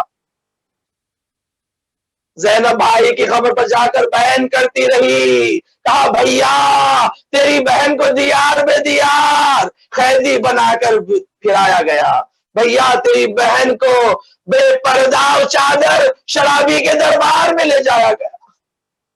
عزیزان گرامی آیت اللہ جواد آملی اس مصائب کے فقرے کو اس طرح بیان کرتے ہیں کہ جب جناب زینب امام حسین کی لاش پر پہنچی تھی تو جناب زینب نے امام حسین کی لاش کو دیکھ کر ایک جملہ کہا تھا، کہ یہ کہا تھا انتا اخی، کیا تو ہی میرا بھائی حسین ہے؟ جناب زینب نے سوال کیا تھا۔ ذرا گرامی وہ زینب جو اپنے بھائی سے بڑی محبت کرتی تھی، جو اپنے بھائی کے دیدار کے بغیر زندہ نہیں رہ سکتی تھی، زینب نے جب اپنے بھائی کی لاش کو دیکھا تو کیوں نہیں پہچانا؟ اس لیے نہیں پہچانا کہ لاش کو پہچاننے کے لیے یا لباس ہوتا ہے یا سر ہوتا ہے. بدن سے لباس اتارا گیا تھا، بدن سے سر جدا کر دیا گیا تھا، بدن پہ گھوڑے ایسے دوڑائے گئے تھے کہ لاش پہچانی نہیں جا رہی تھی. بہن نے بھائی کو دیکھ کر کہا انت اخی، کیا تو ہی میرا بھائی ہے؟ جوادی آملی عارف زمان کہتے ہیں عجب نہیں کہ جب چہلم پر جناب زینب اپنے بھائی کی قبر پر آئی، عجب نہیں کہ حسین نے قبر سے آواز دی ہو انتی اختی، کیا تو ہی میری بہن زینب ہے؟ ارے اس حسین کیوں پوچھیں گے زینب سے؟ اس لیے کہ زینب یہ تیرے بال سفید کیسے ہو گئے؟ اے زینب تیری کمر کیوں جھک گئی؟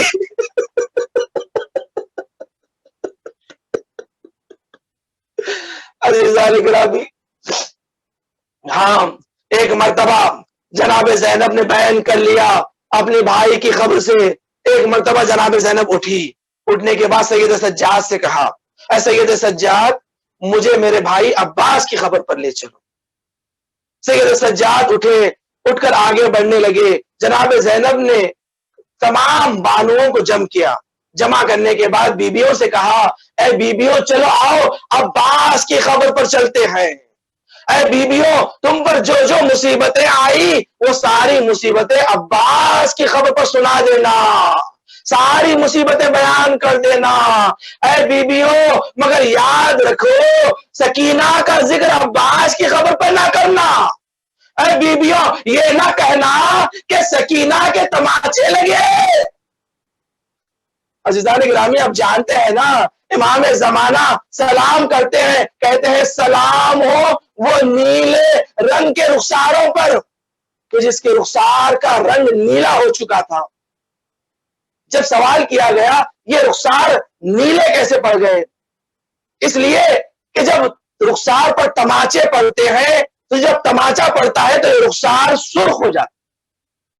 جب تماچوں پہ تماچے پڑتے ہیں تو یہ رخسار کا رنگ نیلا پڑ جاتا ہے.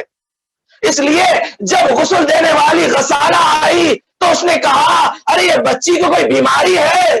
یہ بچی بیمار تھی. زینب نے کہا نہیں یہ بچی کو کوئی بیماری نہیں تھی، ارے اس کا بدن جو نیلا پڑ چکا تھا اس لیے کہ اسے تماچے لگتے رہے، اسے تعزیانے پڑتے رہے، اس کا بدن نیلا پڑ گیا ہے، اس بچی کو کوئی بیماری نہیں.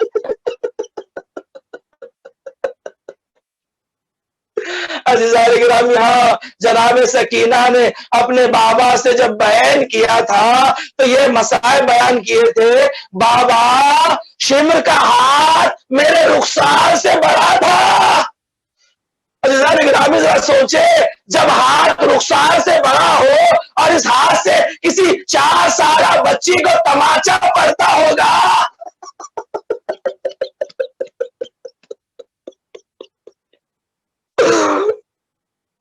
عزیزان گرامی جناب زینب بھائی کی خبر پر آئی.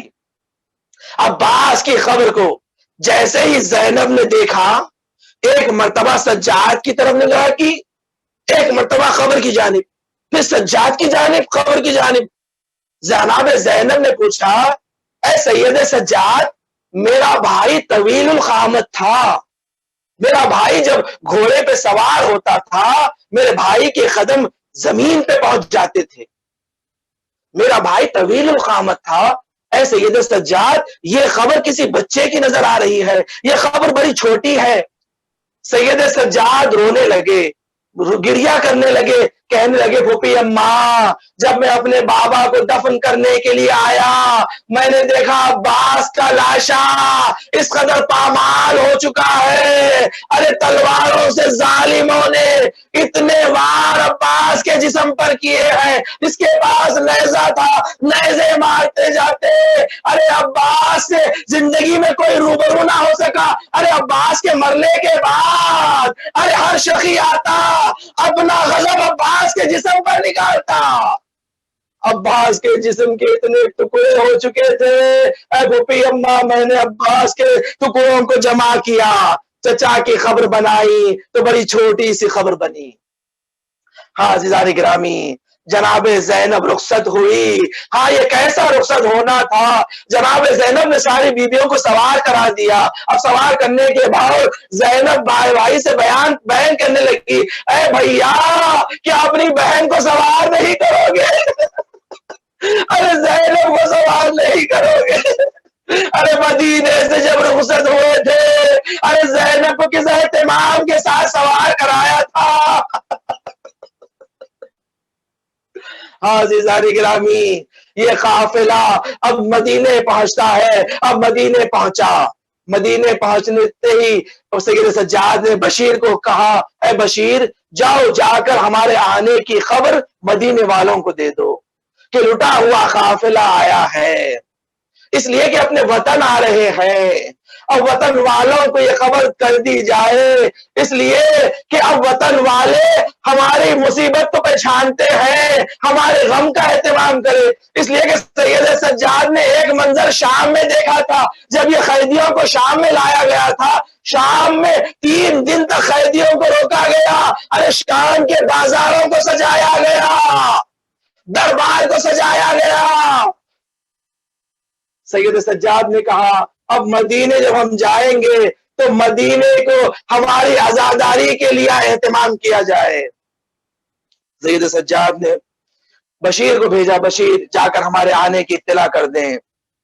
بشیر جاتا ہے، جانے کے بعد سارے مدینے والوں کو جمع کرتا ہے مسجد میں، جمع کرنے کے بعد کہتا ہے مدینے والوں، مدینہ رہنے کے قابل نہ رہا، نواس حسین کا سر نیزے پہ بلند کیا گیا، ارے نواسی رسول اللہ کو بے پردہ و چادر دیار میں دیار قیدی بنا کر پھرایا گیا۔ جب بشیر یہ مصیبت بیان کر رہا تھا تو ایک مرتبہ مسجد میں لوگ ہٹنے لگے، ایک جلیل القدر بی بی آگے آنے لگی۔ جیسے ہی بشیر نے دیکھا کہ ام البنین ہے، ام البنین آ رہی ہے، عباس کی ماں آ رہی ہے، تو بشیر نے کہا ام البنین تیرا بیٹا عباس مارا گیا، تیرے 4 بیٹے شہید ہو گئے۔ ام البنین نے کہا میرے بیٹے زہرا کے لال پر قربان، اے بشیر میرے بیٹے حسین کے بارے میں بتا کہ میرے حسین کو کیسے شہید کیا گیا۔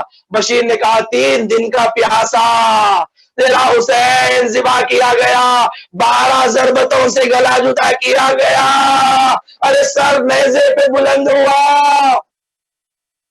ایک مرتبہ ام البنین نے پوچھا اے بشیر ذرا یہ تو بتا، جب حسین کے سر کو جدا کیا گیا میرے عباس کے بازو سلامت تھے؟ بشیر نے کہا اے ام البنین تیرے عباس کے بازو قلم ہو چکے تھے، تیرے عباس کے بازو قلم ہو چکے تھے، عباس کے سر پر گرز لگا اور عباس گھوڑے سے زمین پہ گر پڑا، عباس شہید ہو چکا تھا۔ ام البنین نے کہا بشیر ذرا رک جا، تو نے کیا کہا؟ عباس کے سر پہ گرز لگا؟ اے بشیر کسی ماں نے عباس جیسا بیٹا پیدا نہیں کیا تھا کہ جو طویل و قامت ہو، ایسا چہرہ ہو کہ جب نکلتا تھا لوگ چہرے کو دیکھتے رہ جاتے، کہتے یہ قمر بنی ہاشم ہے۔ میرے عباس کی خوبصورتی کو دیکھتے تھے، میرے عباس کی قامت کو دیکھتے تھے۔ اے بشیر تو کیا کہہ رہا ہے؟ عباس کے سر پہ گرز کیسے لگا؟ بشیر نے کہا اے ام البنین جب عباس کے بازو قلم ہو چکے تھے، عباس مشکیزہ سکینہ کو اپنے دانتوں میں تھامے ہوئے خیمے کی جانب آ رہے تھے، ارے حرملہ کا تیر چلا، مشکیزہ چھد گیا، ارے عباس نے اپنے رخ کو نہر کی طرف موڑ لیا، ارے اشقیاء نے جو اب تیر مارنے لگے، عباس کی آنکھ میں تیر پیوست ہو گیا۔ ارے جب آنکھ میں کوئی تنکا چلا جاتا ہے تو سب سے پہلے جو آنکھ کی جانب بڑھتا ہے وہ ہے ہاتھ، ارے عباس کے ہاتھ نہیں تھے، ارے عباس نے آنکھ سے تیر نکالنے کی بڑی کوشش کی، ایک مرتبہ اپنے زانوؤں کو عباس نے بلند کیا، عباس نے چاہا زانوؤں کے سہارے آنکھوں سے تیر کو کھینچ لے، عباس نے جو سر جھکایا سر سے امامہ زمین پہ گرا، ایک شقی نے عباس کا سر ارے جب نیچے دیکھا، ارے جو عباس کے سر پر گرز مارا، تیرا عباس گھوڑے سے زمین پہ گر پڑا۔ عزیزان گرامی، جناب زینب اپنی ماں کی خبر پر آتی ہے، بیان کرتی ہے، اپنے نانا کی مزار پر جناب زینب جاتی ہے، جانے کے بعد ایک مرتبہ اپنے نانا کی قبر پر بیٹھ کر جناب زینب کہتی ہے، نانا جب بھی کوئی مسافر دور سے واپس آتا ہے تو مستحب ہے نا کوئی تحفہ لے کر آئے، اے نانا تیری نواسی نے تیرے لیے ایک تحفہ لایا ہے، اے نانا نے تحفہ جناب زینب تیرے لیے تحفہ لائی ہے، یہ کہہ کر زینب نے اپنے چادر کے درمیان سے کرتا نکالا، وہ کرتا جو حسین کے بدن پر تھا، جس پر تلواریں لگی، جس پر تیر لگے، ارے کرتا پھٹا ہوا کرتا ہے، زینب نے اپنے نانا کی مزار پر کرتا رکھ دیا، ارے رسول کی خبر پر لرزہ آیا، زینب نے کرتے کو اٹھا لیا، کہا نانا حسین کا کرتا برداشت نہ ہوا، اے نانا تیری نواسی نے 70 قدم کے فاصلے سے حسین کا کٹتا ہوا گلا دیکھا، اے نانا میں کہتی رہی، اے میرے ساتھ یہ میرا ماں جایا ہے، میری ماں نے چکیاں پیس کے پالا ہے، اے میرے ساتھ یہ شب سینے پہ سوار گلے پر خنجر رکھا ہوا ہے، ارے حسین نے زینب کو اشارے سے کہا زینب خیمے میں چلی جائے، ارے زینب کا خیمے میں آنا، ارے آسمان کو لرز آیا، زمین لرزنے لگی، سید سجاد نے نیزے پہ بلند حسین کے سر کو سلام کیا، السلام علیکہ یا ابا عبداللہ، السلام علیکہ یا ابن رسول اللہ، الا لعنت اللہ علی قوم الظالمین وسیعلم الذین ظلموا ای منقلب ینقلبون، ماتم حسین۔ مومنین، یہ ذیشان حیدر صاحب مرحوم کے نوحوں میں سے ایک نوحہ ہے، اس کو پڑھتا ہوں تبرکن۔ بہن حسین کی ہوں گھر لٹا کے آئی ہوں، بہن حسین کی ہوں گھر لٹا کے آئی ہوں، نبی کی شمع تمنا جلا کے آئی ہوں، چراغ ظلم و ستم کو بجھا کے آئی ہوں، نئے دماغ نئے دل بنا کے آئی ہوں، نہ جانے کتنے سروں کو جھکا کے آئی ہوں، دلوں میں اشک کے طوفان اٹھا کے آئی ہوں، بہن حسین کی ہوں گھر لٹا کے آئی ہوں، بہن حسین کی ہوں گھر لٹا کے آئی ہوں، جفا و ظلم کے دھارے کو میں نے موڑا ہے، جو سو رہے تھے انہیں خواب سے جھنجھوڑا ہے، ستم کی آنکھوں سے اشک علم نچوڑا ہے، جو بدعتی تھے انہیں بھی رلا کے چھوڑا ہے، دلوں میں اشک کے طوفان اٹھا کے آئی ہوں، دلوں میں اشک کے طوفان اٹھا کے آئی ہوں، بہن حسین کی ہوں گھر لٹا کے آئی ہوں، بہن حسین کی ہوں در لٹا کے آئی ہوں، یہ میرا دل تھا کہ اکبر کو دے دیا میں نے، پڑا جو وقت تو اصغر کو دے دیا میں نے، برائے ذبح برادر کو دے دیا میں نے، رہے رضا میں 72 کو دے دیا میں نے، میں اپنی ساری کمائی گنوا کے آئی ہوں، میں اپنی ساری کمائی گنوا کے آئی ہوں،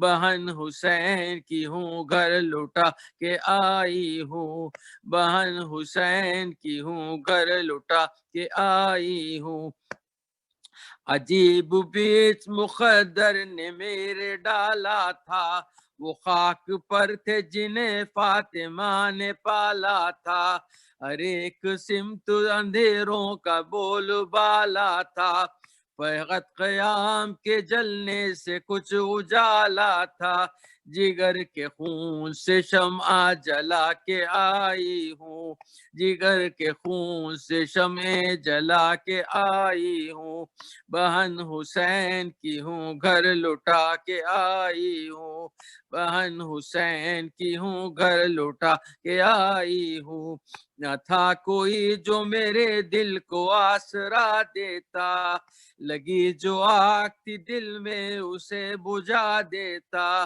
جو بے پدر تھے انہیں خاک پر سلا دیتا، جو تشنہ کام تھے پانی انہیں پلا دیتا، مگر یہ میں تھی جو ہر دکھ اٹھا کے آئی ہوں، مگر یہ میں تھی جو ہر دکھ اٹھا کے آئی ہوں، بہن حسین کی ہوں گھر لٹا کے آئی ہوں، ستم کے چہرے سے پردہ الٹ دیا میں نے، جفا و ظلم کا تختہ الٹ دیا میں نے، علی کی شان سے کوفہ الٹ دیا میں نے، مختصر ہے زمانہ الٹ دیا میں نے، دیار ظلم سکے جما کے آئی ہوں، دیار ظلم سکے جما کے آئی ہوں، بہن حسین کی ہوں گھر لٹا کے آئی ہوں، بہن حسین کی ہوں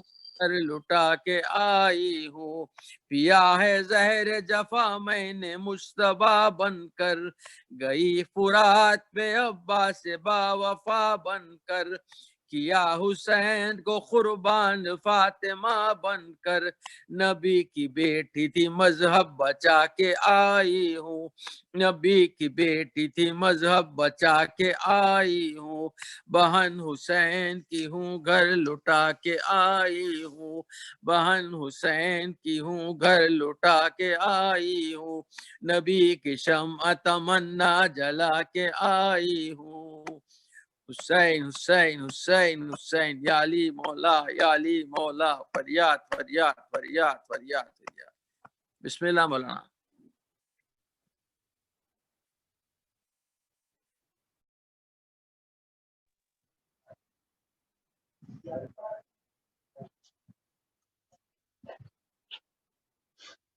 زیارت اربعین پڑھتے ہیں اپنی جانب سے، اپنے والدین، عزیز و اقارب، جملہ مومنین و مومنات، بالخصوص وہ مومنین جو بیمار ہے، علیل ہے، ان کی یادی کی دعا کے ساتھ، اور جو ہمارے مرحومین اس دنیا سے گزر چکے ہیں ان کے اعلیٰ درجات کی نیت سے زیارت اربعین پڑھتے ہیں، دور سے، دل کی نزدیکی سے، قربتاً و طاعتاً الی اللہ۔ زیارت اربعین پڑھنے سے پہلے ایک جملہ مصائب کا میں پڑھنا چاہتا ہوں، اس لیے کہ کبھی بھی جب کسی کی زیارت کے لیے جایا جاتا ہے تو کوئی تحفہ ساتھ لے جاتے ہیں، یہ ادب نہیں ہے کہ خالی ہاتھ کسی کے پاس جائے۔ بہترین تحفہ جو اہل بیت علیہ السلام کی اور بالخصوص امام حسین علیہ السلام کے پاس جو بہترین تحفہ ہے وہ ہے آنسوؤں کا تحفہ۔ زیارت اربعین ہے، آج ہم زیارت اربعین پڑھ رہے ہیں، اور روایت کے مطابق جو نزدیک سے زیارت نہیں کر سکا وہ دور سے بھی زیارت اربعین اگر پڑھے گا اللہ اسے وہی ثواب دے گا جو زیارت اربعین کا ثواب ہے۔ اللہ نے ہمیں زندگی دی، یہ صحت و سلامتی دی کہ آج ہم زندہ ہیں اور زیارت اربعین پڑھ رہے ہیں۔ دعا کریں کہ اللہ ہمیں آئندہ سال بھی زندہ رکھیں اور آئندہ سال ہمیں زیارت اربعین امام حسین علیہ السلام کے حرم میں پڑھنا نصیب کرے۔ عزیزان گرامی، سب سے بہترین تحفہ آنسوؤں کا ہے، اور یہ یاد رکھیں کہ سلام کرنا مستحب ہے اور جواب واجب ہے۔ یقین کریں کہ آپ سب سلام کر رہے ہیں تو آپ کا مولا آپ کے سلام کو سن رہا ہے اور جواب بھی دیتا ہے، اور بلکہ وہ جواب کیا دے گا، بلکہ اس مستحب پر سب سے پہلے عمل کرنے والا آپ کا مولا حسین ہے، کہ جس نے سید سجاد کو یہ کہا تھا جب 10 محرم کو عصر عاشور سے پہلے کہ سید سجاد جب وطن واپس جانا میرے شیعوں کو میرا سلام پہنچانا۔ امام حسین نے اپنے شیعوں کو سلام پہنچایا ہے جب آپ کے بدن پر تیر لگے ہوئے تھے، آپ کے چہرے پہ علی اصغر کا خون تھا، اس وقت آپ کو یاد کیا، کہا میرے شیعوں کو میرا سلام پہنچانا، اور کہنا جب کبھی ٹھنڈا پانی پینا تو میری پیاس کو یاد کرنا، جب کسی غریب کا ذکر سننا تو میری غربت کو یاد کر لینا، اور کہنا میں نے تمہیں اس وقت بہت یاد کیا جب میں اپنے ننھے علی اصغر کے لیے طلب آب کر رہا تھا، اور اشقیاء نے پانی کی بجائے سے شعبہ تیر سے میرے اصغر کو سیراب کیا، ایسے سیراب کیا کہ بچے کا گلا باپ کے ہاتھوں پر ذبح ہو گیا۔ عزیزان گرامی، امام حسین نے ہمیں اس وقت یاد کیا تھا۔ السلام علی ولی اللہ و حبیبہ، السلام علی خلیل اللہ و نجیبہ، السلام علی صفی اللہ و ابن صفیہ، السلام علی الحسین المظلوم الشہید، السلام علی اسیر القربات وقلیل العبرات، اللہم انی اشہد انہ ولیک وابن ولیک وصفیک وابن صفیک الفائز بکرامتک، اکرمتہ بالشہادت وحبوتہ بالسعادہ واجتبیتہ بالطیب الولادہ وجعلتہ سیدا من السادات وقائدا من القادات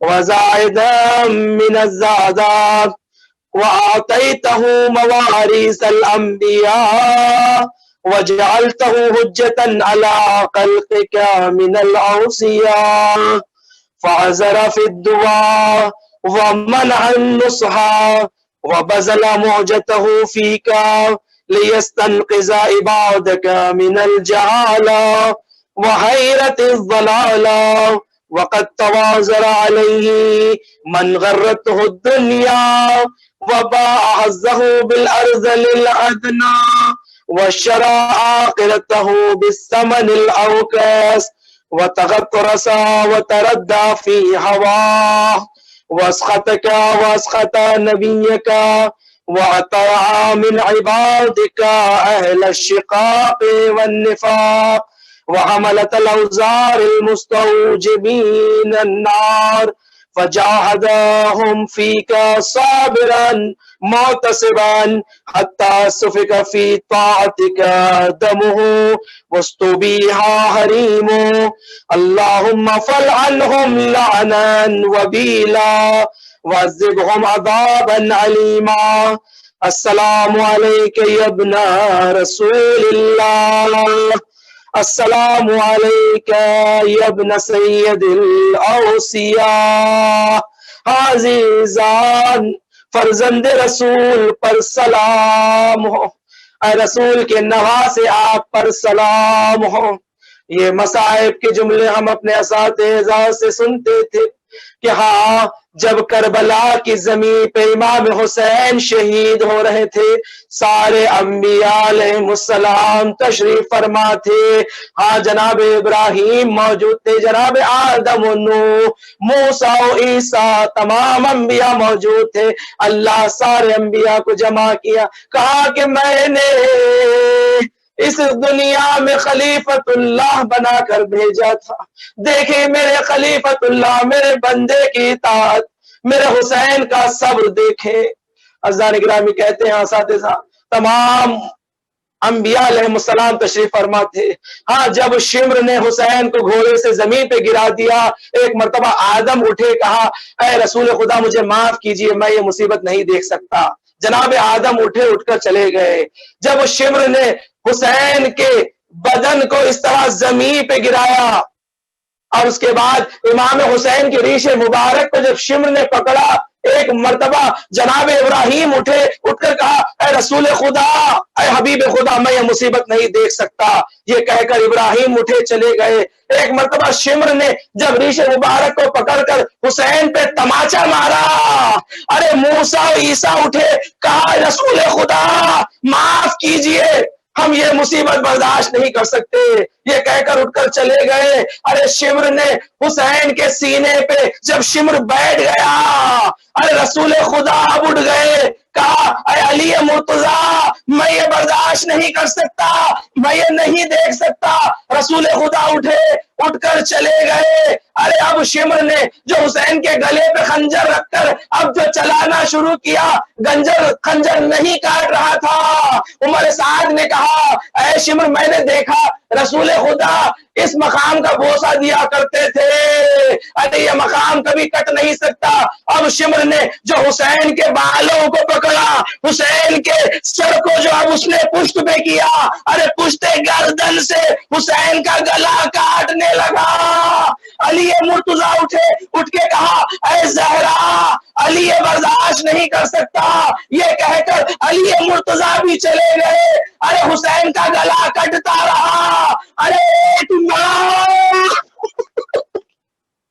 ارے ماں غریب ماں بیٹھی رہی ارے اپنا دامن پھیلائے اے شمر میرے پاس جائے اے شمر میرے لال کا گلا نہ کہا. عزیزان گرامی جناب سیدہ اپنے بیٹے کے قریب بیٹھی رہی یہاں تک کہ حسین کا سر نیزے پہ بلند ہو. السلام علیکہ یا ابن سید الاوصیاء اشہد انکا امین اللہ و ابن امین اشت سیدا و مضیت حمیدا و متفقیدا مظلوما شہیدا واشہد ان اللہ منجز ما وعدک ومہلک من خزلک ومعذب من قتلک واشہد انک وفیت بعہد اللہ وجاہدت فی سبیلہ حتی اتاک الیقین فلعن اللہ من قتلک ولعن اللہ من ظلمک ولعن اللہ امتن سمعت بذالک فرضیت بے.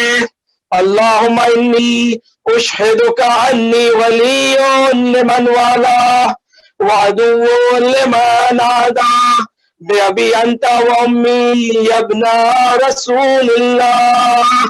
اشہد انک کنت نورا فی الاسلاب الشامقہ والارحام المطہرہ لم تنجسک الجاہلیت ولم تلبسک المدلہمات من ثیابہا واشہد انک مدعی الدین وارکان المسلمین وماقن المومنین واشہد انک الامام البر التقی الرضی الزکی الحادی المہدی واشہد ان الائمة من ولدک کلمۃ التقوی وعلام الہدى والعروۃ الوثقی والحجۃ علی اہل الدنیا واشہد انی بکم مؤمن وبیا بکم موقن بشرائع دینی وقواتیم عملی وقلبی لقلبکم سلم وعمری لعمرکم متبع ونصرتی لکم معدہ حتی یاذن اللہ لکم معکم لا ما عدوکم. صلوات اللہ علیکم وعلی ارواحکم واجسادکم وشاہدکم وغائبکم وظاہرکم وباطنکم آمین رب العالمین. اے پروردگار تجھے واسطہ اس زیارت اربعین کا ہمارے گناہان صغیرہ کبیرہ کی مغفرت فرما. پروردگار ہمیں ایسا بنا دے جیسا ہمارا مولا ہم سے چاہتا ہے، ہمارے مولا کی خوشنودی کا سبب ہم بن جائے، ہمارا کردار، ہمارے اخلاق، ہمارے اقوال امام زمانہ کی خوشنودی کا سبب بنے۔ اے پروردگار تجھے واسطہ زہرا کے لال کا، پروردگار ماہ محرم ختم ہو چکا، 40 بھی اتمام پہ ہے، پروردگار اگر میری زندگی میں کوئی تبدیلی نہیں آئی، کوئی تغیر نہیں آیا، پروردگار میں سمجھوں گا تو نے مجھے حسین کا تبرک نہیں دیا۔ پروردگار مجھے تیرے حسین کا تبرک یہ چاہیے کہ جب بھی حسین کا نام سنوں میرے آنکھوں سے آنسو آ جائے۔ پروردگار تجھے اس مصیبت کا واسطہ، جب چوتھے امام سے سوال کیا، مولا جب آپ کی پھوپھی زینب جب مزار رسول پر آئی، آ کر بیان کیا، اپنی مصیبتیں بیان کی، اس کے بعد جب جناب زینب تھک گئی، جناب زینب نانا کی مزار کی دیوار پر اپنے سر کو رکھ دیا، اپنی پیشانی کے سہارے وہ آرام کرنے لگی۔ سید سجاد ذرا بتائیں، جب بھی کوئی انسان آرام کرنا چاہتا ہے اپنے پشت کو دیوار سے لگا کر آرام کرتا ہے، مگر آپ کی پھوپھی نے پیشانی کے ذریعے کیوں آرام کیا؟ سید سجاد رونے لگے، سید سجاد کہتے گئے، ارے پیٹھ کے ذریعے وہ آرام کرتا ہے، اپنے پیٹھ کو دیوار سے وہ لگاتا ہے کہ جس کی پیٹھ زخمی نہ ہو۔ ارے میری پھوپھی زینب کی پشت زخمی تھی، ارے میری پھوپھی جب بھی گریا کرتی تازیانے پڑتے رہے، میری پھوپھی زینب کی پشت زخمی تھی۔ پروردگار تجھے وہ زخمی پشتوں کا واسطہ، جس کی پشت زخمی، جس کا گلا زخمی تھا، جس کے ہاتھ زخمی تھے، جس کا چہرہ زخمی تھا، پروردگار ہمارے امام زمانہ کے ظہور میں تعجیل فرما، پروردگار مقامات مقدسات کی حفاظت فرما، جملہ علماء اعلام مراجع کرام کا سایہ ہمارے سروں پر قائم و دائم فرما، عزاداران امام حسین، زائرین امام حسین کی حفاظت فرما، جلد سے جلد شر کرونا وائرس کا خاتمہ فرما، پروردگار دشمنان اہل بیت، دشمنان اسلام، دشمنان عزاداری کو نیست و نابود فرما، امام زمانہ کے ظہور میں تعجیل فرما، ہمیں امام کے آوان انصار میں شمار فرما، رحم اللہ من قرأ الفاتحہ۔ ان مومنین کے لیے سورہ فاتحہ کے التماس سید محمد صادق، صفیہ بیگم، سید محمد ہادی جعفری، سید مہدی حسن جعفری، سید زین الحسن جعفری، سید شراج الحسن جعفری، سید امیر حسن جعفری، سید سجاد حسن جعفری، سید ابو الحسن جعفری، سید نور حسن جعفری بانی اشرف خان حضرت عباس، جملہ مومنین و مومنات کے لیے اصال فرما دیجیے۔ بسم اللہ الرحمن الرحیم، الرحمن الرحیم مالک۔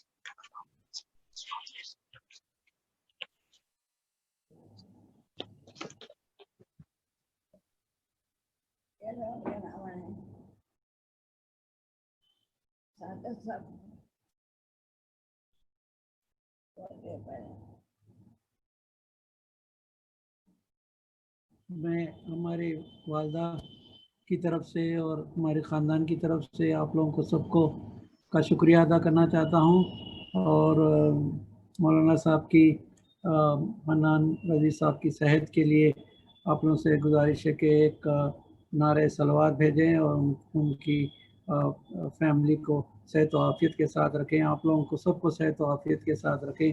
آپ لوگوں کا بہت شکریہ۔ انور بھائی سے گزارش ہے کہ سلام پڑھا دیں۔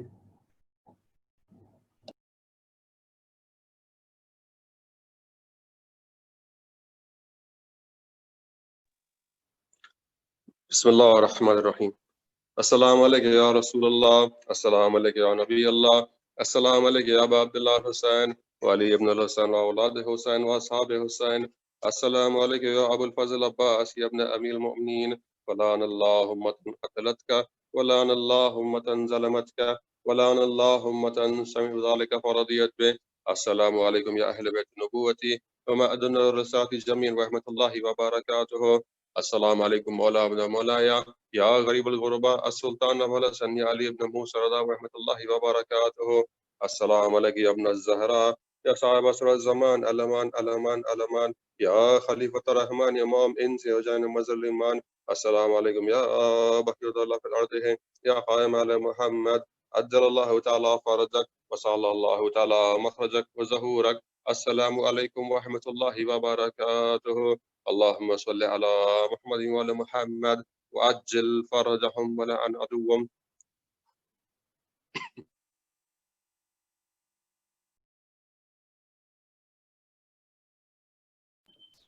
میں عباس علی مرزا بھائی کا بہت شکر گزار ہوں کہ وہ جو ہے اس میں آپ لوگ بہت مدد کی ہماری. شکریہ.